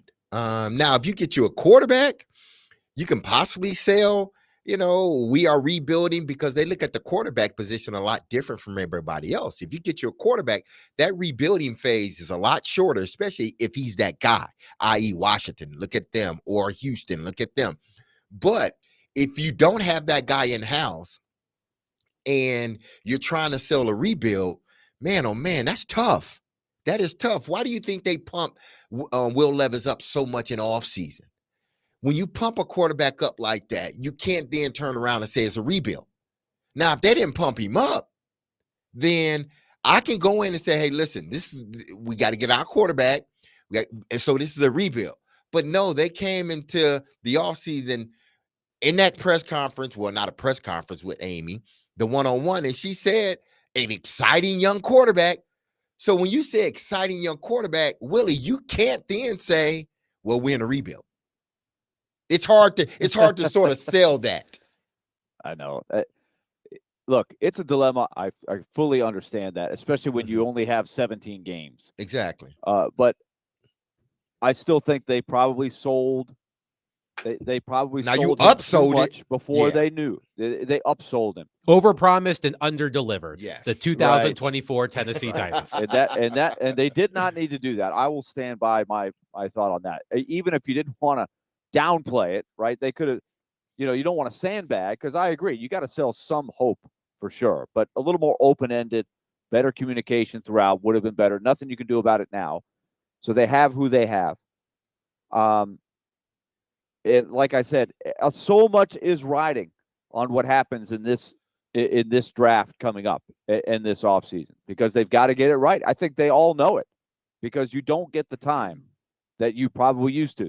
The Tom Landry days, as Bill Belichick said it. I think there was a time in the past where people were more patient, and I think those days are over. And so you have to show progress. So in his conversation with Pat McAfee, we played one clip from Bill Belichick in the previous segment. There was another clip that was really interesting. Pat McAfee asked Bill Belichick about what are the signs that fans can use to gauge progress if their team is in a rebuild. This was Bill Belichick on the Pat McAfee show. Yeah, I mean, so much of that's internal, Pat. I think it's really hard for the fans, and honestly, it's hard for people outside the organization. Which we've been in that situation a lot, where you're looking from the outside in at another organization, and you're sort of wondering what they're doing. So I can imagine the fans, kind of feeling that same frustration.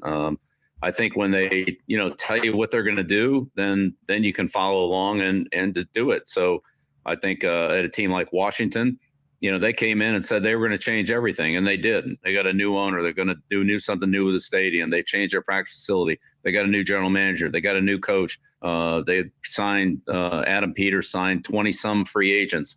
They just turned over the whole thing. You look at Green Bay. What Green Bay is going to do. They're going to draft. They're going to sign the players that they liked in the draft 4 years later. They're going to let the other ones go, and they're going to replace them with draft choices and compensatory picks. The Pittsburgh Steelers, there's a lot of people that could scout for the Steelers. When you look at the Steelers defense, they're the same guys playing the same positions for 3 decades, basically, right? Same type of players. So, it's easy to see what the pattern is there. I think the teams that are consistent, that have a pattern and do what they do, as long as they do it well, then you stay with it and try to improve it. That was Bill Belichick on the Pat McAfee show. And Willie, it goes back to something that we've talked about a lot, even today: communication. If the Titans, whether or not it's Ran Carthon, Chad Brinker, Brian Callahan, all over again next season, whether it's the same brain trust or a different brain trust, if I were advising them, I would tell them, you need to be as explicit as you can about what this team's vision is. Ran Carthon, you're doing more news conferences. You're doing more interviews. You need to be clear about what this situation is. Now, if Ran Carthon were as transparent as Barry Trotz, would that make everything all better? No, I mean, probably not, at least. But if I were advising them, I would say you need a clear vision. Now, correct me if I'm wrong here.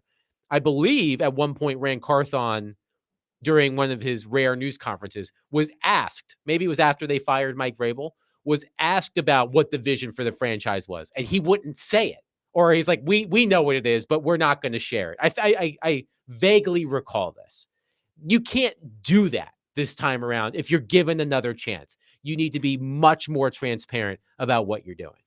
Yeah, they're going to have to be transparent. Now, I'm not, because ultimately what this boils down to is don't talk about it, be about it, basically. That's what it's about.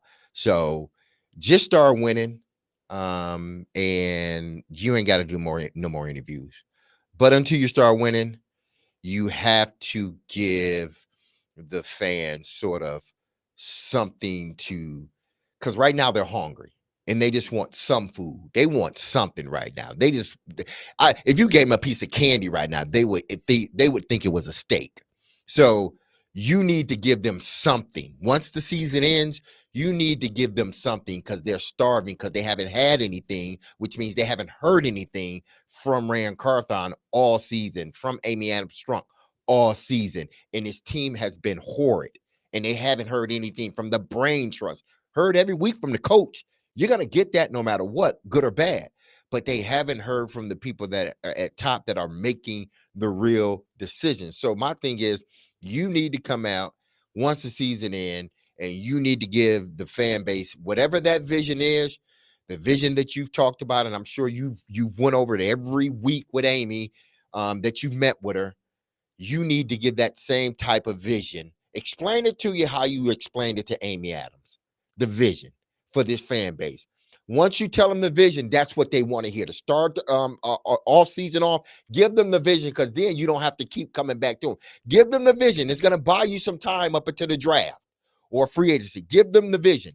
And then after that, once you draft and free agency, then come back and sort of reiterate what you said. You haven't done that. And that's all the fans are looking for. But ultimately, it comes down to, you can tell me your vision all you want to, and you can explain it to me every day of the week before the season begins. But if you ain't winning, I don't care. I'm going to hold every news conference you had against you. That's what I'm going to do as a fan base. And rightfully so if you're not winning. So my thing is, give them what they want early and start winning on the damn field when the season starts. That will cure everything. And Willie, before you respond, so it was the news conference after the Titans fired Mike Vrabel, and this was the quote that I was just reminded of in the Tennessean when they were talking about the vision of the team. Carthon said, and I quote, "I think at the right moment we'll define that vision. That's going to come when we hire our next head coach, and we'll give you guys a more detailed description at that time." I'm not sure we ever got that more detailed description, but I do remember that news conference, multiple reporters asking every which way, "What's the vision? What's the vision?" And he dodged each of those questions. I think we had the conversation back then where before you and listen, I'm just explaining, people. I'm not making an excuse. I'm just explaining because these are one of the things that we discussed when that came out. Because I remember this. They hadn't hired their coach yet. And the talk, at least on our show, was, are they doing it because, they want the right guy and not the right guy that's going to say the right thing? I'm going to tell you what I want, and then you're going to come in my office and regurgitate what I said just to get the job. No, I want to hear what you think before I tell you anything. What do you think? And see if that matches up. Now, I'm not saying that it's an excuse or anything else, but that's what we discussed back then, even before we understood what the season was going to be this year. I do believe that's what we discussed on the show. Why didn't he give more of a vision? Was he holding back because they were doing interviews? Well, that was the press conference before they hired Callahan. That was the one where he was in a terrible spot there. So anything he said in that press conference, I take with a little bit of a grain of salt. I would say this, as far as the vision, I think they did have a vision. I think they wanted to build a team with a modern offense that wasn't centered around Derrick Henry. They tried to get some veterans that would help a young quarterback grow. And in the meantime, try to start the process of fortifying the offensive line. That would be my definition of what they tried to do. And I think obviously it blew up because the quarterback was so bad, first and foremost. There's plenty of other things that you could talk about, but that's really tough, right? For a first-year coach, really a first-year GM, when you have a plan and you have to scrap the quarterback part of it so quickly because it failed so miserably. 615-737-1025. We'll get to your calls and your texts coming up next on our phone and text lines driven by WilsonCountyHyundai.com. Willie Donick, Derek Mason, Adam Vingan, 102.5, 106.3 The Game.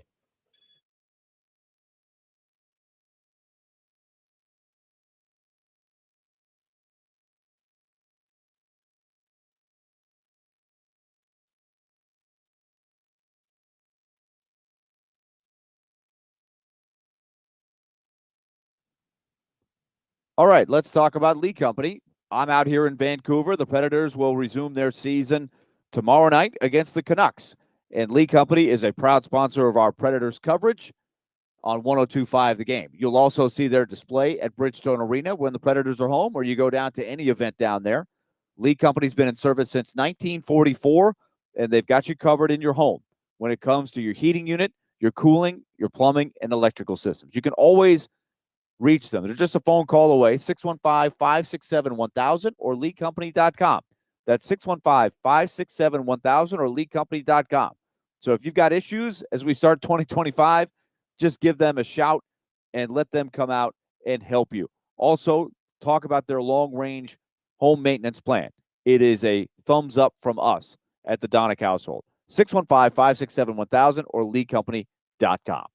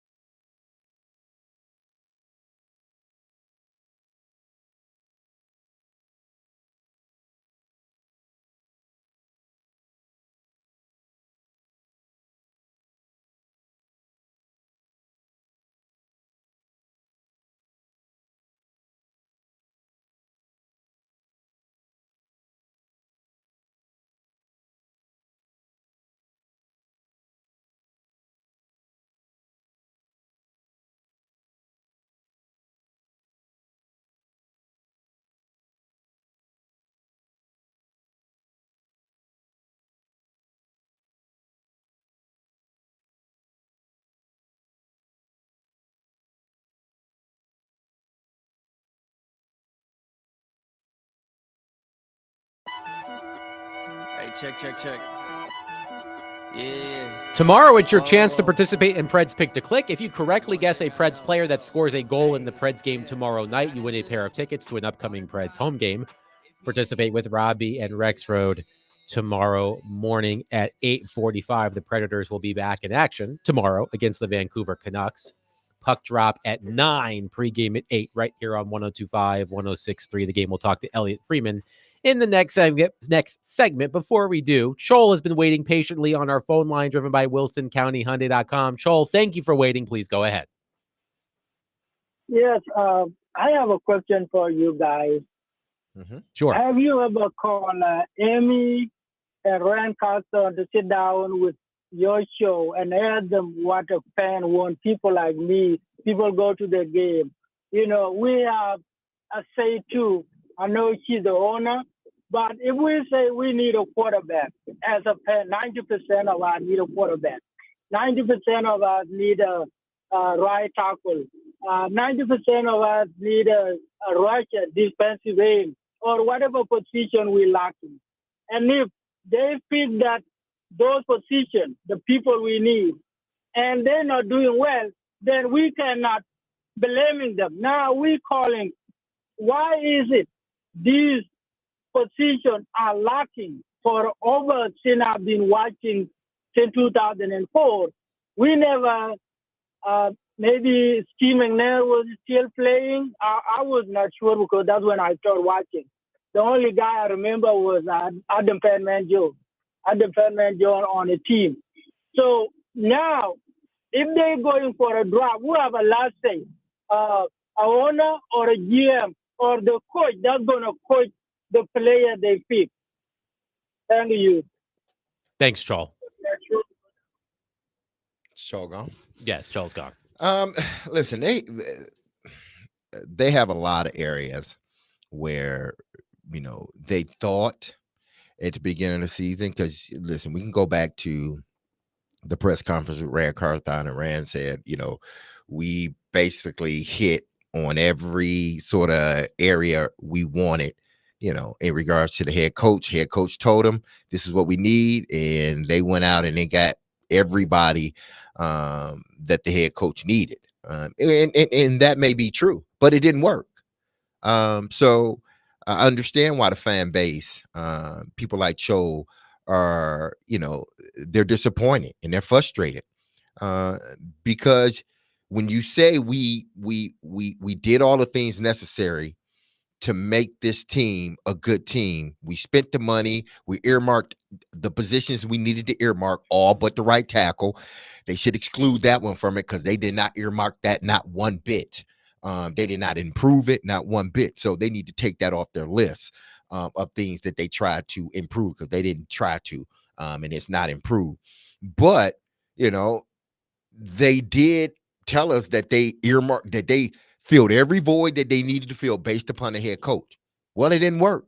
So you have a fan base that after 2 years, really 3 years of non-winning seasons, they're frustrated, and you understand why. Now, some people want to get rid of them. Some people say, hey, bring them back and let's see. But what I can tell you this is that the message needs to be more direct, like Willie said, and a little bit clearer to the fan base. And then you must prove it on the field, because this is it. I mean, I would think from AB's standpoint, this is the year where y'all need to prove y'all are capable of doing the job that I tasked y'all to do. I think there's so much that centers on the art of finding a quarterback. Yeah. And I don't know I don't know how much is truly you're great at identifying talent. I think there's no question that is a skill. But I think on top of that, you also have to be a little bit lucky to go with it. If it were that easy, more teams would be able to find the quarterback a higher percentage of the time. Right? Fair enough. I mean, yes, there's more teams that have to take 2 or 3 cracks before they find the guy. How many times did it take Washington before they found Jaden Daniels? Oh boy. Right? Yeah. How much time do you have? Decades. And even when they thought they had one, like RG3, right, he flamed out. So you can go through cycles and cycles to try to find it. And so you can have a great vision, but I do think there is also buying yourself time by communicating and connecting with your fan base. That's what Barry Trotz has done very well. That is what the Titans have not done well. And we have said that repeatedly. So I tried to define what they were trying to do offensively, the vision, and how it flopped, because I don't think they could have envisioned how poorly Levis played. I don't think that was on their radar at all. And they have to take a look and self-evaluate. Could they have done anything different? I don't know. I think they for the most part, put in place what they wanted to, I think. And like you said, D-Mace, the right tackle thing was probably something that they could have done a better job getting you something that was more passable there. And then on defense, I think that they have to like at least the foundation of what they're building there. And there's more that has to be laid there, but at least they know what type of defense they want to play. They've got a young defensive coordinator that I think can get better. So once again, these are arguments not to scrap everything after 1 year, but at the same time, understand that you're still a long way from really being what you want to be. And that's a playoff team that has a chance to win playoff games.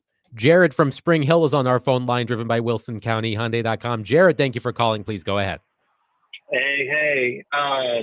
Yeah, so I think if you're really preaching, at least from my perspective, if I was Amy and controlling owner, I would have called Dion and offered him a contract, and then I'm taking Shadur in April. But we know that ain't going to happen. We need a culture. We don't have it. So logically, I think if they're trying to sell that, hey, let's sell the big picture, let's sell the roster was depleted and everything else, they have to trade back, right? Like, D-Mace, you've been screaming that the roster is depleted. If they go up in there and they don't they don't trade back, then I think it's just an invalidation of the argument that this roster is depleted, because this team does need an overhaul. And if we're going to continue to make excuses for the GM and the head coach of not meeting any kind of expectations whatsoever, you got to take as many shots and as many chances on guys in high draft picks as possible.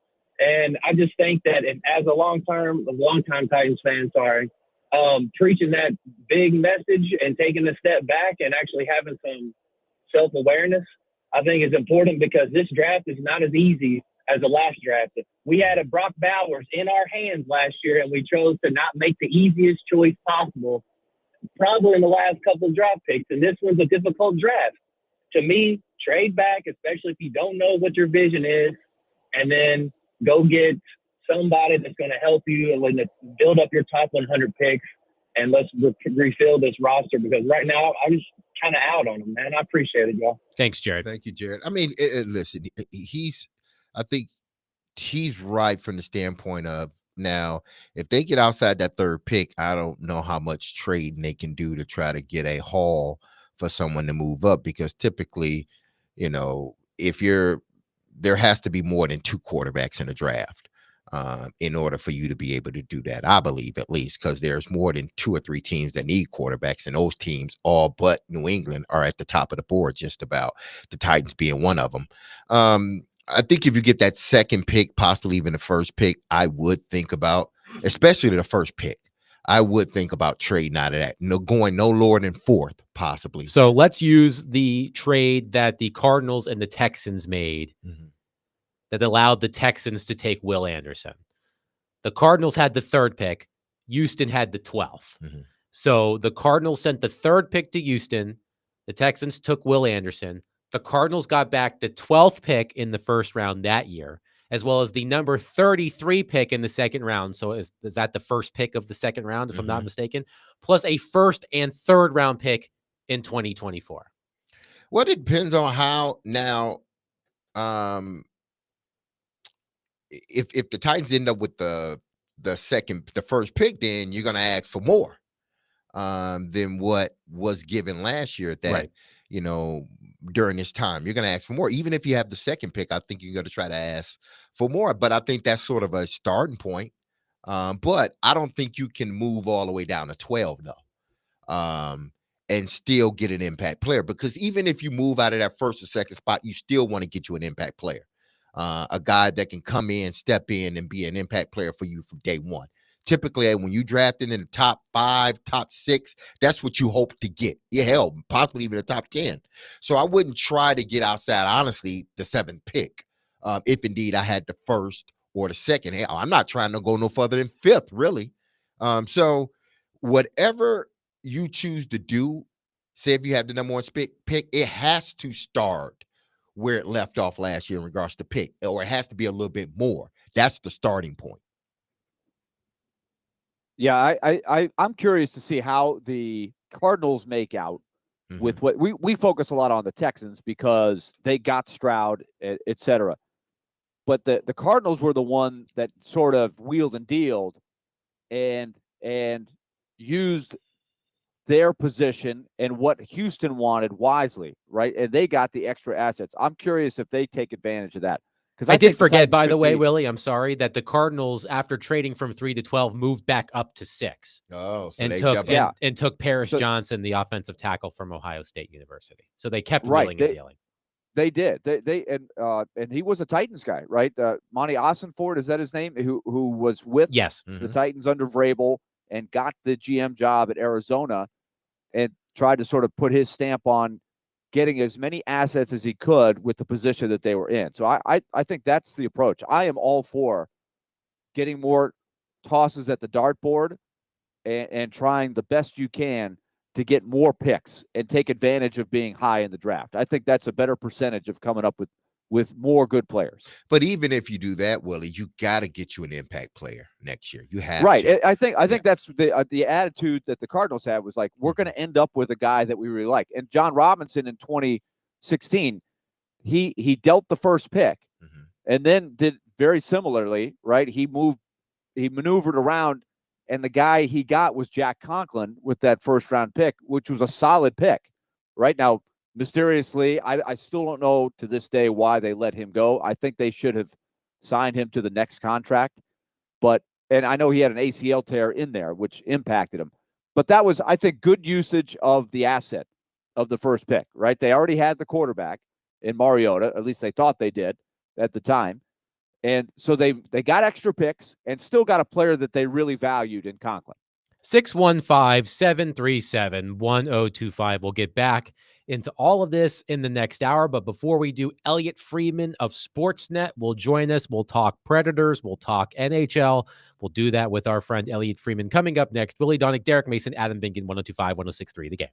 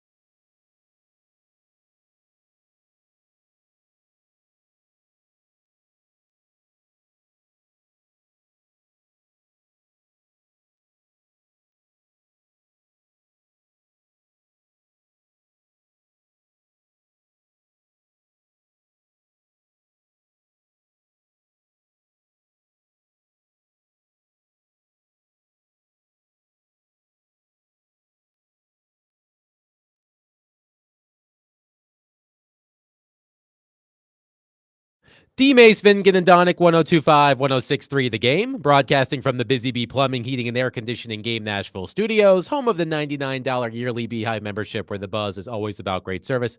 Willie Donick, Derek Mason, Adam Vingan here with you, joined on our phone line, driven by Wilson County Hyundai.com, by the self-proclaimed #1 hockey radio hit on our station every week. That's right. It's Elliot Freeman of Sportsnet, co-host of the 32 Thoughts podcast, author of the 32 Thoughts column. Elliot, I hope you and your family have had a wonderful start to 2025. I'm curious for your opinion on some supplemental discipline that is expected to be handed out. Zachary Leroux, the Predators' rookie forward, has a hearing for slew-footing Jared Spurgeon the other night. It's his first hearing as an NHL player, but he does have a checkered past in the junior league and in the American League. I want to say a combined 11 suspensions in those two leagues. Now, I know, well, actually, you can tell me. I don't think the NHL takes suspensions and supplemental discipline in other leagues into account, but Spurgeon was injured on the play. He's not expected to play tonight with the Wild play in Washington. I'm curious for your opinion on this hearing, and with Leroux being a rookie player, but a rookie player who has run afoul of the law in other leagues. I'm curious for your opinion on this hearing later today. Well, first of all, like Adam, if they call for a hearing, it's 99% sure that he's getting suspended. Right. It is extremely rare. I think I can only remember one or two occasions where a player had a hearing and then didn't get suspended. So Leroux is going to be suspended. And I saw that they made some call-ups today, which led me to believe that they think that's happening too. So the other thing I always look for is history of suspensions. Okay. I found a 3-game suspension for Brad Marchand for a slew foot. I found a 2-game suspension for Ryan Hartman for a slew foot. And the NHL looks, especially the Department of Player Safety, they look really hard at precedent for these kinds of things.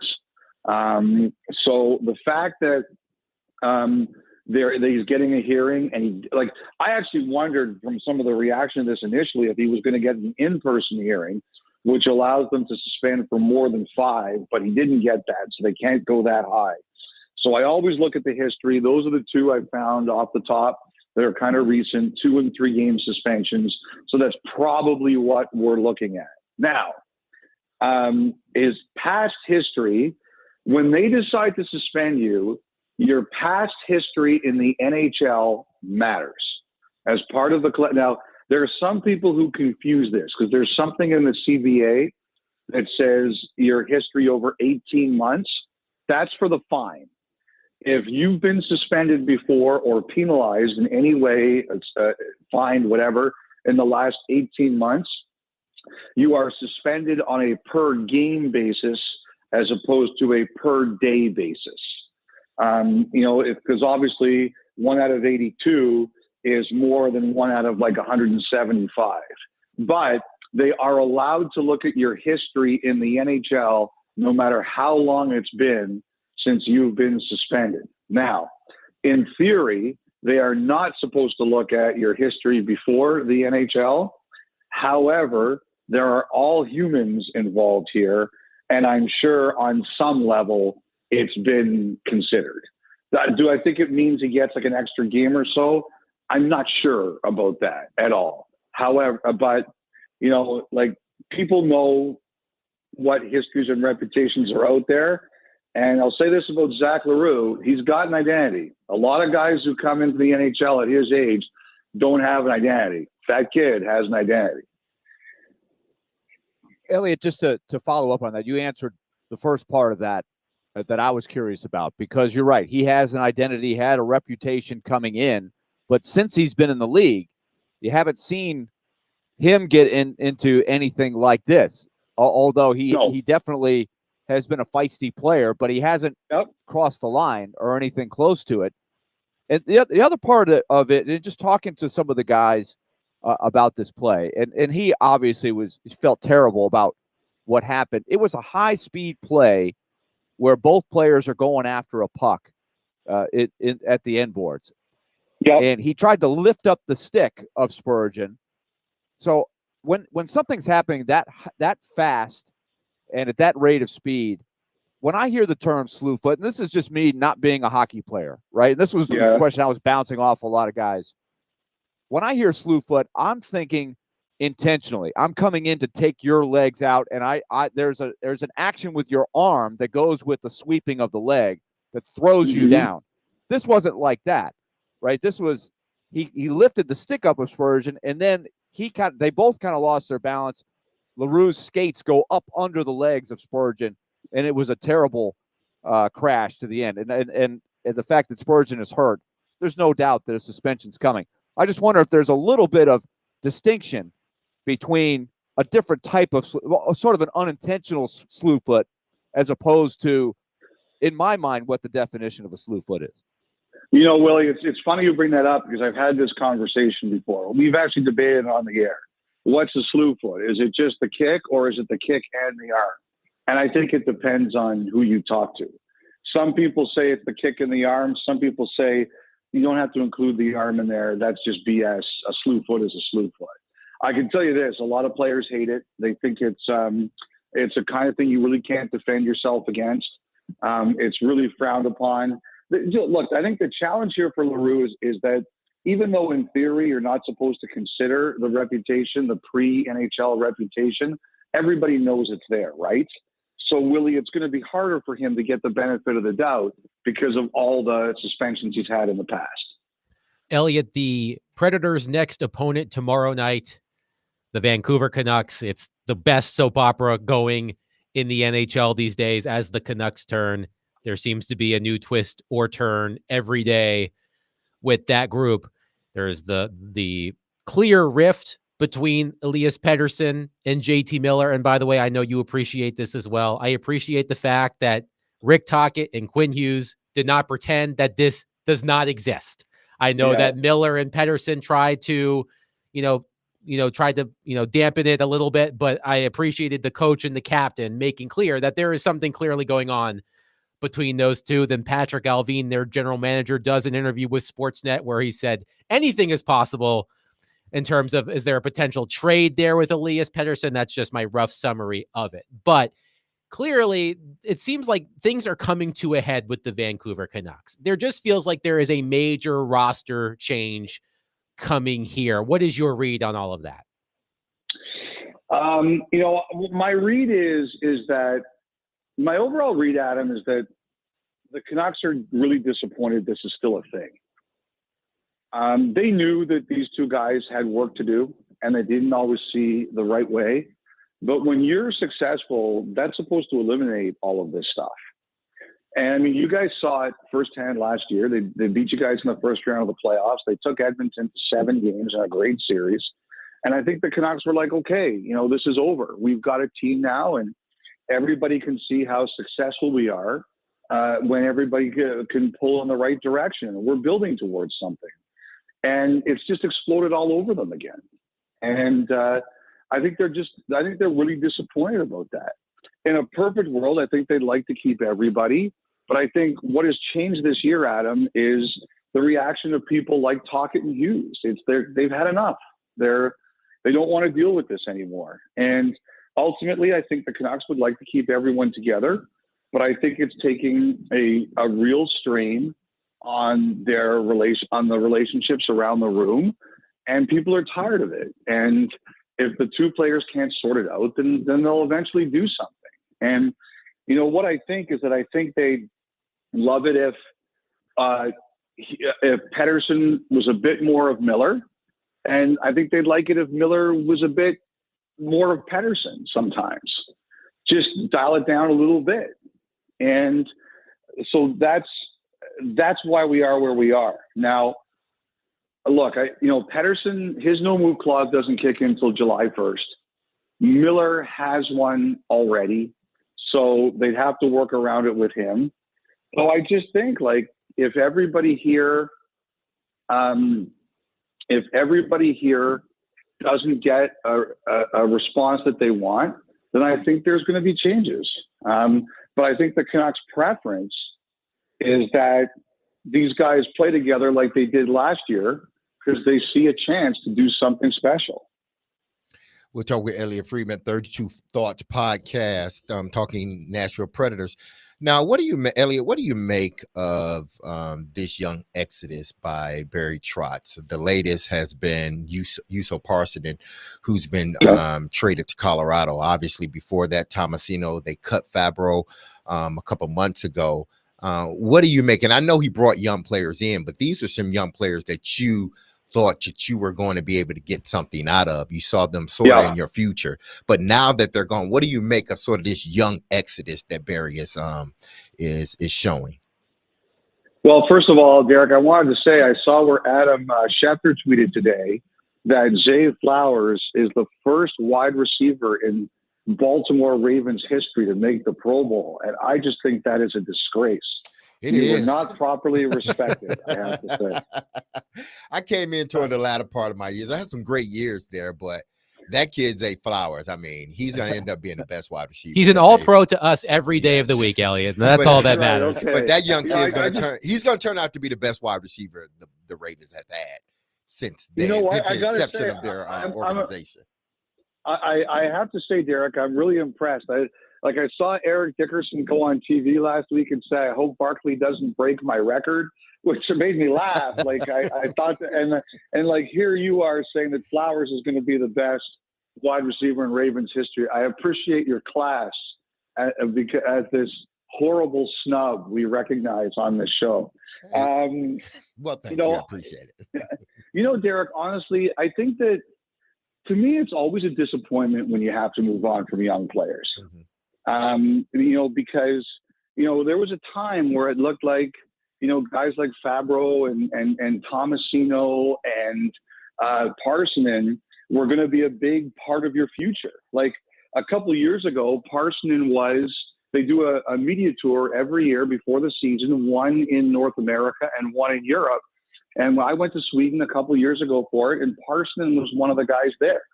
And these players don't get invited unless they're like a big part of the team's future, right? Like the team wants Juuso Parssinen to be featured at this. And so when that happens, you have great hope for a player. And, I'm sure on some level, the Predators are disappointed they had to make these moves or put Fabro on waivers. Because whenever you take these guys and they start to grab hold of NHL roster spots like they did, you envision that when you're good, these people are going to be a key part of your core. So it's disappointing. I think and I think one of the things I'm sure Barry Trotz is going to look at is, okay, how did we get from there to here on Fabro?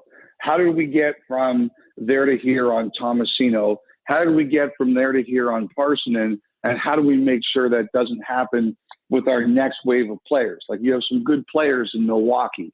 So young guys like Kemmel, how do we make sure we don't get from here to there? Now, some of that got screwed up this year by the free agent signings because all of a sudden spots that were open weren't there. And those guys weren't going to get into those spots. Like their pathway was blocked. So, and I think like Tomasino, I think he wanted to be traded. Parssinen, I think he wanted to be traded. The right thing to do was just move on from them. So I think now, Derek, what I'd be looking at it from an organizational point of view is, okay, we're going to have another chance with this next group of young players, and some of them look very promising. How do we make sure, like even we talked about Leroux, like Leroux looks like a guy who could play in the NHL for a long time. As long as he stays at that line and doesn't go over it, I think he can be a really effective player. And he, to his credit, he has carved out a role on this team. But I think like all those guys that are coming with him, you got to be asking yourself hard questions. What went wrong with this group? And how do we make sure it doesn't go wrong with this group? Elliot Friedman is with us. Elliot, along those lines, I know the Predators are very high on the defense pair playing for Team Canada right now in the World Juniors, Tanner Molendyk and Andrew Gibson. I would love for you to maybe help our listeners put in perspective how big this tournament is, especially when it's being held in Canada. The USA beat Canada the other night in the prelims, and now the quarterfinals are going on. Just maybe the pressure level on players like this, especially when you're representing Canada in Canada and you're expected to win. And it's not always easy because they haven't really had smooth sailing in the tournament so far. No. Well, I think this. I think the best way for me to describe it to you would be like the NCAA basketball tournament for junior hockey players. You know what? To be honest, and I also might compare it on some level to the college football playoffs since it's going on right now. But there's one country that cares about it more than anyone else. Like, I know that the college football tournament, it's high pressure, but there's a whole bunch of people that really care about it from those schools. But I'm comparing it in the sense it's a high stress tournament. The NCAA basketball, it's 6. You got to win 6 elimination games to get there. And in college football, you've got to win 2 or 3 to win it. This doesn't have elimination until the semifinals, which started today, but it's the similar high stress. It's the high stress of the NCAA basketball and NCAA football tournament. And in Canada, we care about this tournament about 50 times more than the U.S. does, and about 1,000 times more than everybody else. Like, do the other countries want to win it? Absolutely. Do they have epic meltdowns when they don't win it? No, only we do that. And I haven't had a chance to watch a ton of it because I was in Chicago at the Winter Classic, but I've been seeing what's been happening. I'm aware of the criticism that these kids are under. And one thing I'll say, Willie, is I don't get a chance to watch a lot of junior hockey, but even before this tournament happened, there was more complaining about the Canadian roster than I'd ever seen, ever. And I said, if this goes badly, they're in trouble. They're going to get hammered. And so far, this is going badly. They're playing tonight in their quarterfinal against Czechia. And I think what's happened is, these are kids, these are teenagers. We know how aware teenagers are of social media, boys and girls. And they know it's not the players' fault in terms of the way the roster was picked. Could they be more disciplined? Yes, they took 11 penalties against the U.S. the other night. Could they play better? For sure. But they're getting destroyed because of the roster that was put together. And these kids, they know every word that's said about them. And what's worse, I have a feeling their friends and family are telling them every word that's being said about them. So you know what that's like. All of a sudden, it's not going well. You're feeling the pressure. You want to do better. Everybody's ripping you, and you start playing less as a team. Guys start trying to do way too much. Guys, the game plan falls apart. Like, the most important thing you can do when things are going badly as a team is believe even more in what you're supposed to do. And the opposite is happening right now, and those kids are getting crushed. So, I hope for them they pull it together. This will be a tough game for them tonight. They finished 3rd in their division, which is not ideal. So they're facing the Czechs, who were 2nd in the other division. It'll be a hard game for them tonight. And if they lose, I'll tell you, man, people have those tweets in the draft folder already. They know exactly what they're going to say. Oh boy. So yeah, good setting the stage for what's to come. You know what? The one thing for your guys who are Molendyk and Gibson, right? So right. The thing that whatever happens, those 2 kids, they'll be better off for this experience. Because now they're gone through the meat grinder. They know what the meat grinder is like. And, it's like what doesn't kill you makes you stronger. Well, along those lines, Elliot, we'll end with the Predators question as we sit here in Vancouver. And can you talk to some people? It's raining. We get a day off in Vancouver, and it's cloudy. I'd like to see the mountains before I leave today, but that may be above your pay grade here. But it's symbolic of how it's gone. Even since we last talked, they had felt really good about how they played at home going into the Christmas break. They come out and they've lost 3 games. They're in every game. It's interesting. They're so frustrated right now with the weight that's on them. They can't figure out why they can't break through, especially on the road. And it's just amazing to watch. It's almost like, and I'm sure you've seen teams get stuck before, but I don't think I've seen a collection of players who have won as much as they have be this low in the standings. And I know to a man, nobody on this team has ever played for another team that has been like this. And that is really a tough one. If it doesn't kill you, make you stronger, what the phrase you just used, I'm just wondering how that will manifest itself. And if it doesn't happen this year, which it's not likely to, how does that affect them next year? Can it make them tougher and closer together by the end of this year? Well, the thing that I believe first and foremost is, and I think this is the case in life, Willie, I think it's really easy to be a good guy when things are going well. Hey, this is good. Hey, we're winning games here. Hey, everything's great. To me, the real character is revealed who is strong and who performs at their best and competes when things are bad. And I bet you that that's what they're going through this year is, who can we count on and who can we not count on? And, I think that the greatest thing about being an athlete is you can always reinvent yourself. Like if you have a bad week or you have a bad game or even a bad couple months, you can say, all right, I'm starting over.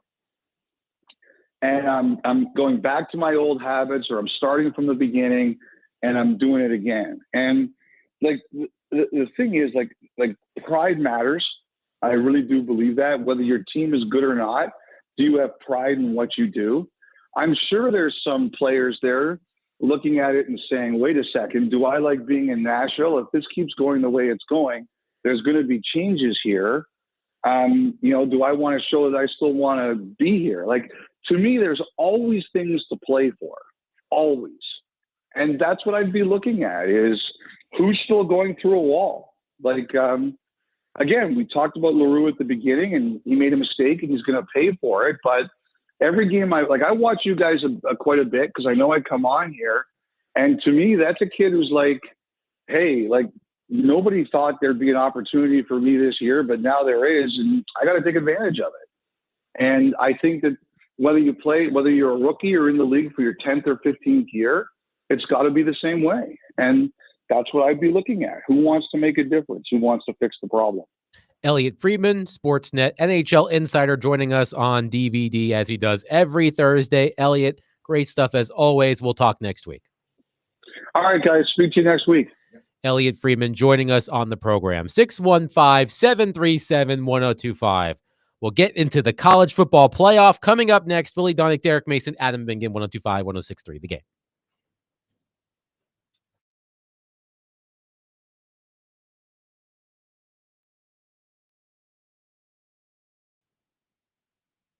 All right, let's one more time tell you about Loan Pronto. Stop letting those high interest loans that may be weighing you down for 2025. You can turn over a new leaf here. If you're a homeowner, imagine a hassle-free way to cash out your home's equity with no appraisals, no paperwork, no waiting. AI-driven technology can get you approved for cash out in as little as 1 day with the Rapid Equity Loan.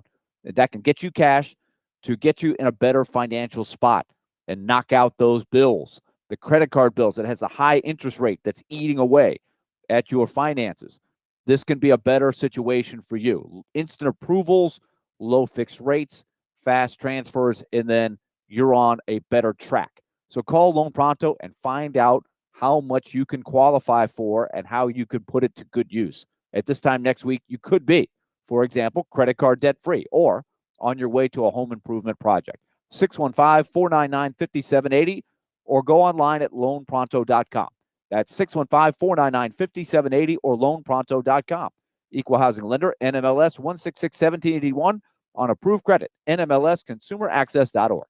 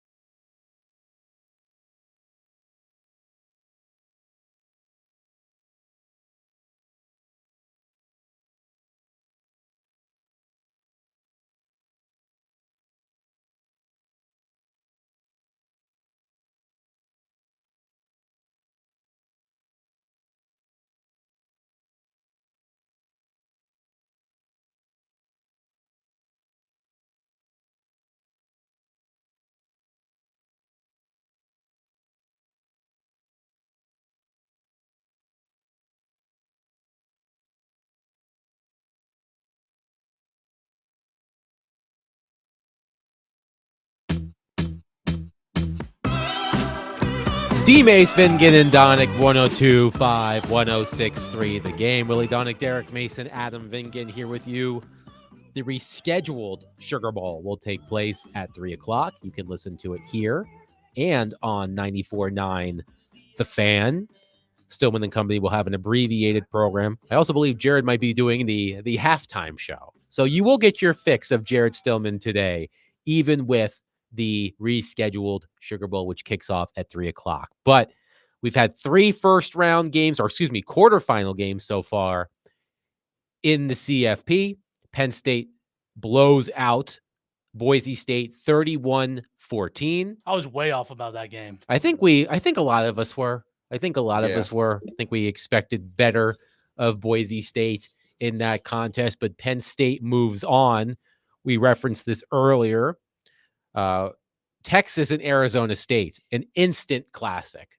This is the type of game that I wanted to see in this expanded playoff. You have a storied program in Texas. You have a scrappy program in Arizona State. These are the matchups that we're missing from the previous forms of the college football playoff. That's Elliot Friedman mentioned the NCAA men's basketball tournament. That's part of why that tournament is so much fun to watch, because you get to see, as I said, these scrappy teams, these underdog teams go up against these blue bloods. And I thought that game yesterday was outstanding, an instant classic.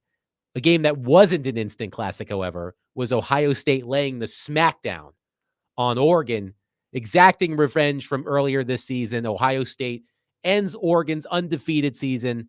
The Buckeyes move on. They beat the Ducks 41-21. But as I said, that game, Texas and Arizona State, that is why the 12-team college football playoff excited me, because it gave us the opportunity to see that type of game, which we had not seen, Willie, in the previous forms of the college football playoff. Yeah, it needed it because all of the games have been one-sided. I was stunned at how easily Ohio State just burned through Oregon from the very, very start. It wasn't even as close as the final score. It was 34-0 at one point. You were shocked at how well Ohio State was playing. And now they've got a great pathway. I do think they've got to look at the seeding. Because I thought Arizona State, that was just such a great performance by them. And it was disappointing that they didn't get the win because they didn't catch a break. I thought that was clearly targeting. That would have given them 15 yards and a first down and maybe a chance to get the last kick. I thought Texas was really tight. I give them credit. Texas, I thought they were really tense and nervous and tight once the score kept getting closer and closer. Do you want to share the GIF that you were sending all of us during this, by the way? I sent is it not publicly? I would not do that to college kids, but I was just for fun. I was hearkening back to Reggie Miller giving the choke sign to Spike Lee on the sideline at Madison Square Garden. Yes. When the Knicks, that was a game but it was a famous game where the Knicks looked like they completely had a playoff game in hand against Reggie Miller and the Pacers. I actually turned off the game and left to go play pickup basketball. And I got to the gym and did you see what happened? I was like, oh, the Knicks won, right? No, the Pacers came back. But Reggie Miller really gave it to Spike Lee after that with the choke sign. I thought Texas was choking, right? They missed the field goals. And then when it was 4th and 13, I was like, this is it. It's over. And to their credit, Quinn Ewers made a great pass on an all-out blitz call where Arizona State was like, we're going for it. We're bringing the house. We're going to get to them. We're going to make them make a play. And they did. And they survived. But that was just a great college football game. I'll remember that one for a while. Willie, as a broadcaster, can you appreciate the epic announcer jinx that Joe Tessitore put on that Texas kicker right before he missed that field goal at the end of the game? Oh, well, Tessitore, his son is a kicker, right? So he pays special attention. I think his son kicked in college for somebody. I don't remember. Maybe Boston College, if I'm remembering correctly. So he's always paid special attention to it. The other thing I found interesting of that, I talked about this with Hal and Mace and the people I was watching, Lindsey Rowley. I thought it was a terrible move by Steve Sarkisian to go up and like grab him around the shoulder. Yeah, I saw that. And talk to him and like, I love you or whatever he said. To me, you don't do that. You get in your kicker's head. That is such an art form of kicking, the mental place you have to be. And when your coach does that, I think that can only screw you up, to take you out of your routine like that. And I really had a feeling he was going to miss after he did that. I thought that was I'll tell you when I thought that. When they went to the sideline as they were preparing for the field goal, as Texas was still going down the field, and they showed the kicker practicing, and then those two young ladies got in his way as he was trying to practice his kick, and I was like, "Oh, that can't be good." It's like a black. It might as well have been a black cat. I think they were also ASU ball girls too. Oh, so okay. I said that can't be a good baby. sign. That can't be a good sign. But I'm curious, Derek, for your opinion as a professional athlete. What Willie said, Sarkisian having that moment with his kicker right before he doinked the potential game-winning field goal. I mean, listen, whether if Sarkisian coming to hug you is going to add more stress to you, then man, you ain't built for this. That's just from a athletic standpoint, from a former player standpoint. But that is one of those situations where you just leave the kicker alone. Just let him get in his zone. Don't mess with him. I don't need to tell him how great he is and all this other stuff. Just let him get in his routine, because me, patting him on the shoulder saying, "Let's go," isn't doing anything for him. Honestly, he should be so zeroed in that he's really not even thinking about what you're saying. He's just concentrating on making a kick. So to me, you just leave the kicker alone. Just let the kicker do him. And he comes up, and if he makes it, great. If he misses it, then hey, we're going to overtime. Ends up missing him. But you look at these games this weekend. We had 3 blowouts last weekend, and people complain. This team shouldn't have been in it. This team shouldn't, whatever. Well, we had 2 last night. Well, 2 in the second round. We had 2 blowouts.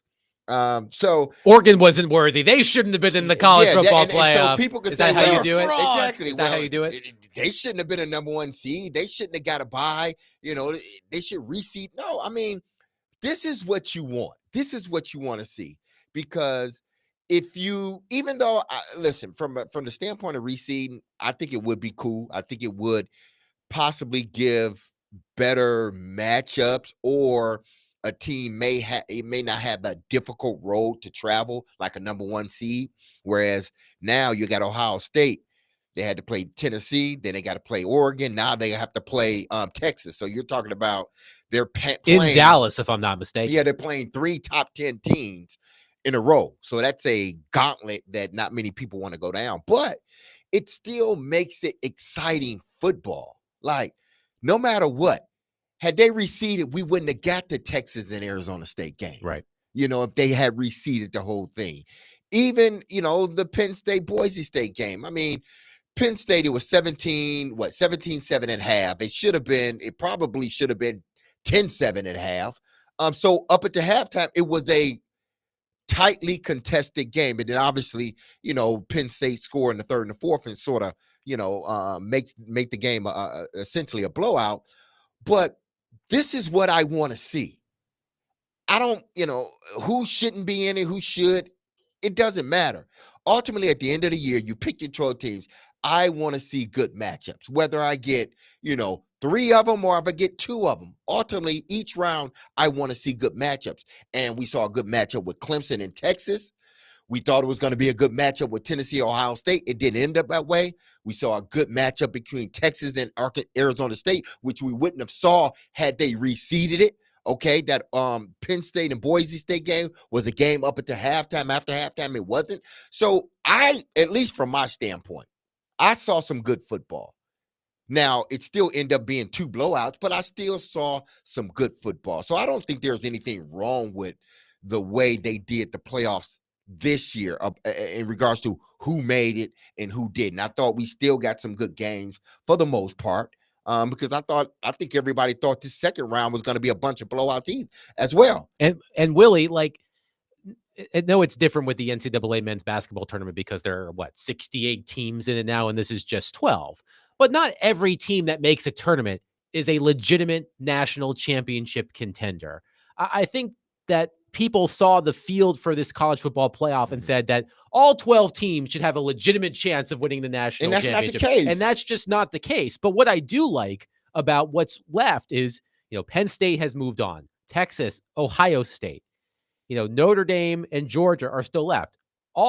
That's 6 teams or 5 teams. All 5 of those teams could win the national championship. And that's what you want. Like these are the legitimate national title contenders. I agree. I do think the seeding has to be looked at because I think Oregon probably has the biggest beef that they were the number 1 overall seed and they had a really tough matchup in their first game. So that's another, and this is another thing that's going to come up is the teams that got the bye very much struggled out of the gate, right? None of them got off to good starts. And the teams that had played more recently jumped on those teams, right? Texas jumped on Arizona State. Ohio State jumped all over Oregon. And you can go right on down the line. Boise State got off to a really rough start against Penn State before getting back into the game.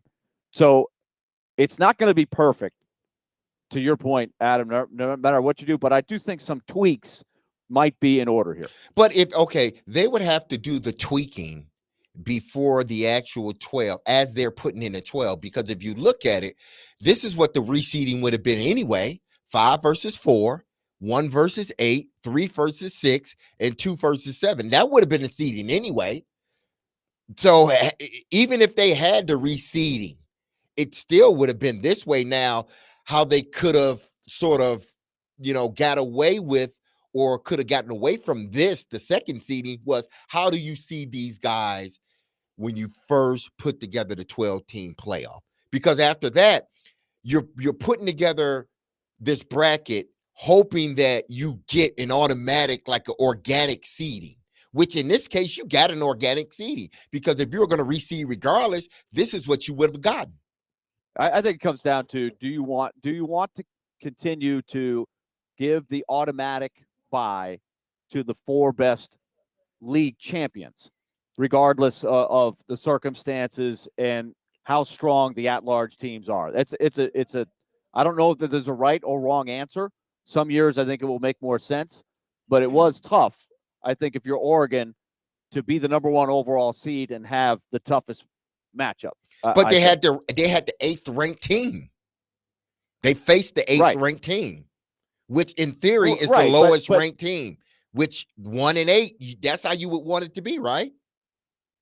Yeah, but I think it was before that. I think rewarding Boise, rewarding Arizona State with bye. So you would have to do it before you actually put together your 12-team playoff. You would have to see. I think they'll talk about. I think they'll talk about all of this stuff, but it's and you can't overreact just how it went, just because of how it went the first year. But I think there are going to be some great games in the future, and I'm looking forward to seeing what happens this afternoon. I with Georgia playing with their backup quarterback, that is a very compelling game that we're about to see. And we should say this: just so shocked. I woke up, to the news of what had happened on Bourbon Street. Just so shocking, awful, all of those things. So I know, to everybody that's down there, that is a tough thing that they're all having to deal with in the backdrop of this game today. And obviously the other stuff is way more important than football. So you got that going on as well. But passing along our thoughts and condolences to everybody with connections down there. That was just so horrifying. Absolutely. A senseless act of violence. 615-737-1025. I think there's a team out there that wasn't in the college football playoff. I think we need to talk about them for just a minute because of what happened over the weekend. And we'll do that next. Willie Donick, Derek Mason, Adam Vingan, 102.5, 106.3 The Game.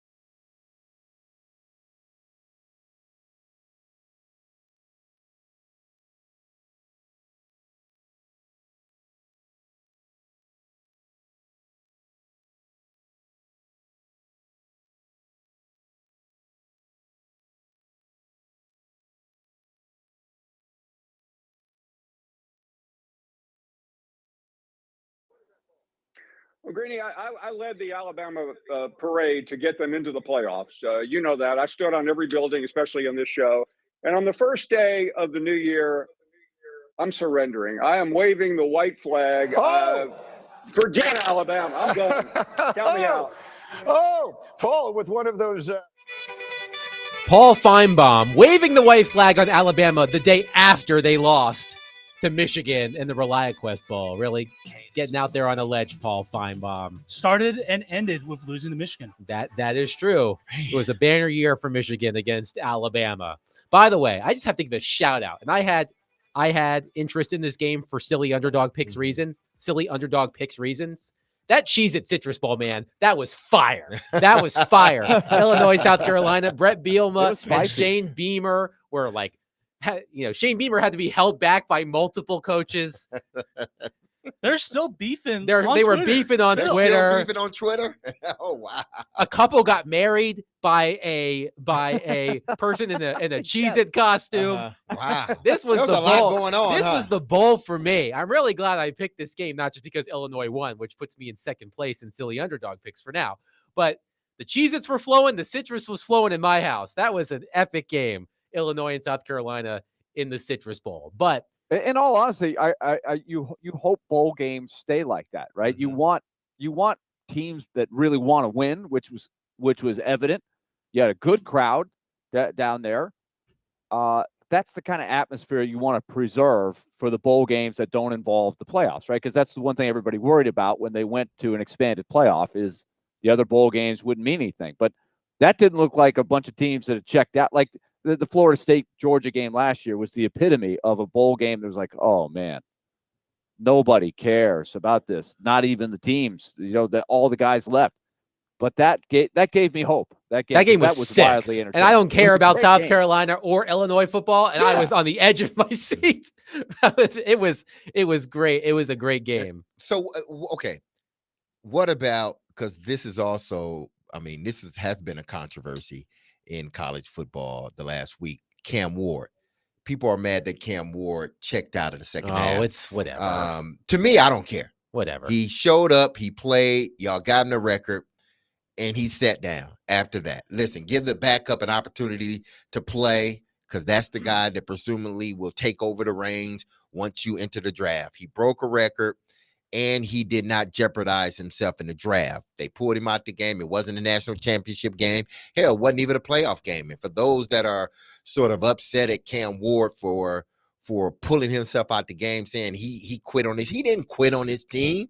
Everybody knew what Cam Ward was doing. It wasn't a playoff game, wasn't a national championship. He was there to get a record. He got it. He was there for his teammates. Then the backup came in and he played. So I don't see anything wrong with what Cam Ward did. I just have to with Alabama. So Alabama loses in the ReliaQuest Bowl to Michigan 19-13. A nearly full strength Alabama. Jalen Milroe played. They're not the same team. Ryan Williams, the stud receiver, played. Michigan, on the other hand, multiple top defensive players opted out of this game. And Michigan still won 19-13. So as we got to the field for the college football playoff, oh, Indiana, they shouldn't have been in it. Oh, SMU. What about Alabama? Shut up. Like this, like that. Like, I'm glad that Alabama lost. And I thought Chris Vanini of The Athletic had a great term for this. He called it hypothetical Alabama, like this idea in our head of Alabama. And as Derek said, it's not the Alabama. If you watched this Alabama team, which is what Derek kept saying, if you watched this Alabama team all season long, this was not Nick Saban's Alabama team. No. Alabama was a 22.5-point favorite against Vanderbilt. They lost. They were a 14-point favorite against Oklahoma. They lost. They were a 16.5-point favorite against Michigan in this bowl game. They lost. And people kept screaming, oh, but it was Oklahoma. They're good. Oklahoma is not a good team. If you have watched Alabama the whole season, this wasn't a good team. No. This wasn't the same Alabama So I'm team. glad they lost, because I feel like Indiana and SMU fans deserve an apology. So if you are one of those fans, you deserve an apology. That's all I'm saying. But you know what they would say? Well, if Alabama had played them, it would have been a different story. Alabama would have scored more points than SMU. No, they wouldn't have. Alabama is out. And listen, I am a Alabama fan. We know. By way of Nick Saban. But this is far from a Nick Saban team. I mean, They are so far from a Nick Saban team, you can't even see them no more. I agree with the assessment of Alabama's flaws as a team. I will stick to my guns, though, and say that what is being questioned is the process of how the committee arrives at who makes the playoffs as the at-large. And I still say that Alabama had the best resume when you come down to strength of schedule. Now, if you want to really split hairs and compare Alabama, Ole Miss, South Carolina, and other teams that had the 3 losses that were in that neighborhood, that's another discussion. But I still think the committee should do more like the basketball committee and weigh strength of schedule more. It wasn't about Alabama to me specifically. And I do think it's kind of cheap to jump on a team that doesn't play well in their bowl game after, just like in the NCAA tournament. I've seen teams that everybody railed on, they shouldn't have gotten in, and then they lay an egg in the first round. Like, see? But those same teams, sometimes they're like, they shouldn't have gotten in, and they win 2 or 3 games, and the next thing you know, they're in the Sweet 16 and pulled an upset. But Alabama so wasn't a lot of different ways. But Alabama, if you can't look at the future. No, but if you watch Alabama, you really watch them. They were not the team that they used right, but I to could say be. I could say the same. They were not one of the 12 best teams. And I watched every Alabama game. SMU? Were they better than SMU? No, they were not better than SMU. I take SMU offense over Alabama offense any day of the year this year. I still go back to my question to you guys I asked the day after they announced the brackets. When James Franklin knew he was the last team to find out who they played, and there's one spot on the bracket that's been announced. Do you think he wanted to see Alabama, or do you think he wanted to see SMU? He shouldn't have cared who he wanted to see, because if he watched both of those teams, he would have known. known. You're not answering the question, though. You're not answering I don't know what he would have thought. I'm going to tell you what I would have thought. Let me play Alabama, because they're not good. But like with the Alabama team we've seen, we're basing off of the name Alabama. Exactly. But right. Like, hypothetical Alabama. But if we saw like if it wasn't Alabama on that name, would you be scared? Like when you see that schedule, would you be scared? Because of the loss to Oklahoma, the loss to deserving. Who you beat, strength of schedule. That is still what I stick to is the criteria. When you don't beat anybody in the top 25 and you hardly play anybody in the top 25, that should be accounted for differently. It took a Hail Mary in one game. It took a debacle in another by a team. And then it took a heroic comeback after you gave away the league against Georgia. It took another comeback for you to actually win the game. Alabama shouldn't have won no more than like 7 games this season. And I support Alabama, but they shouldn't have won no more than 7 games this year. They really shouldn't have. Lenny on our text line says, on behalf of Indiana, I accept your apology. I'm not apologizing because I was on your side. But I would like, if it were a undermanned Alabama team, like they had the ton of opt-outs and Jalen Milroe didn't play, but it was a nearly full strength Alabama versus a clearly shorthanded Michigan.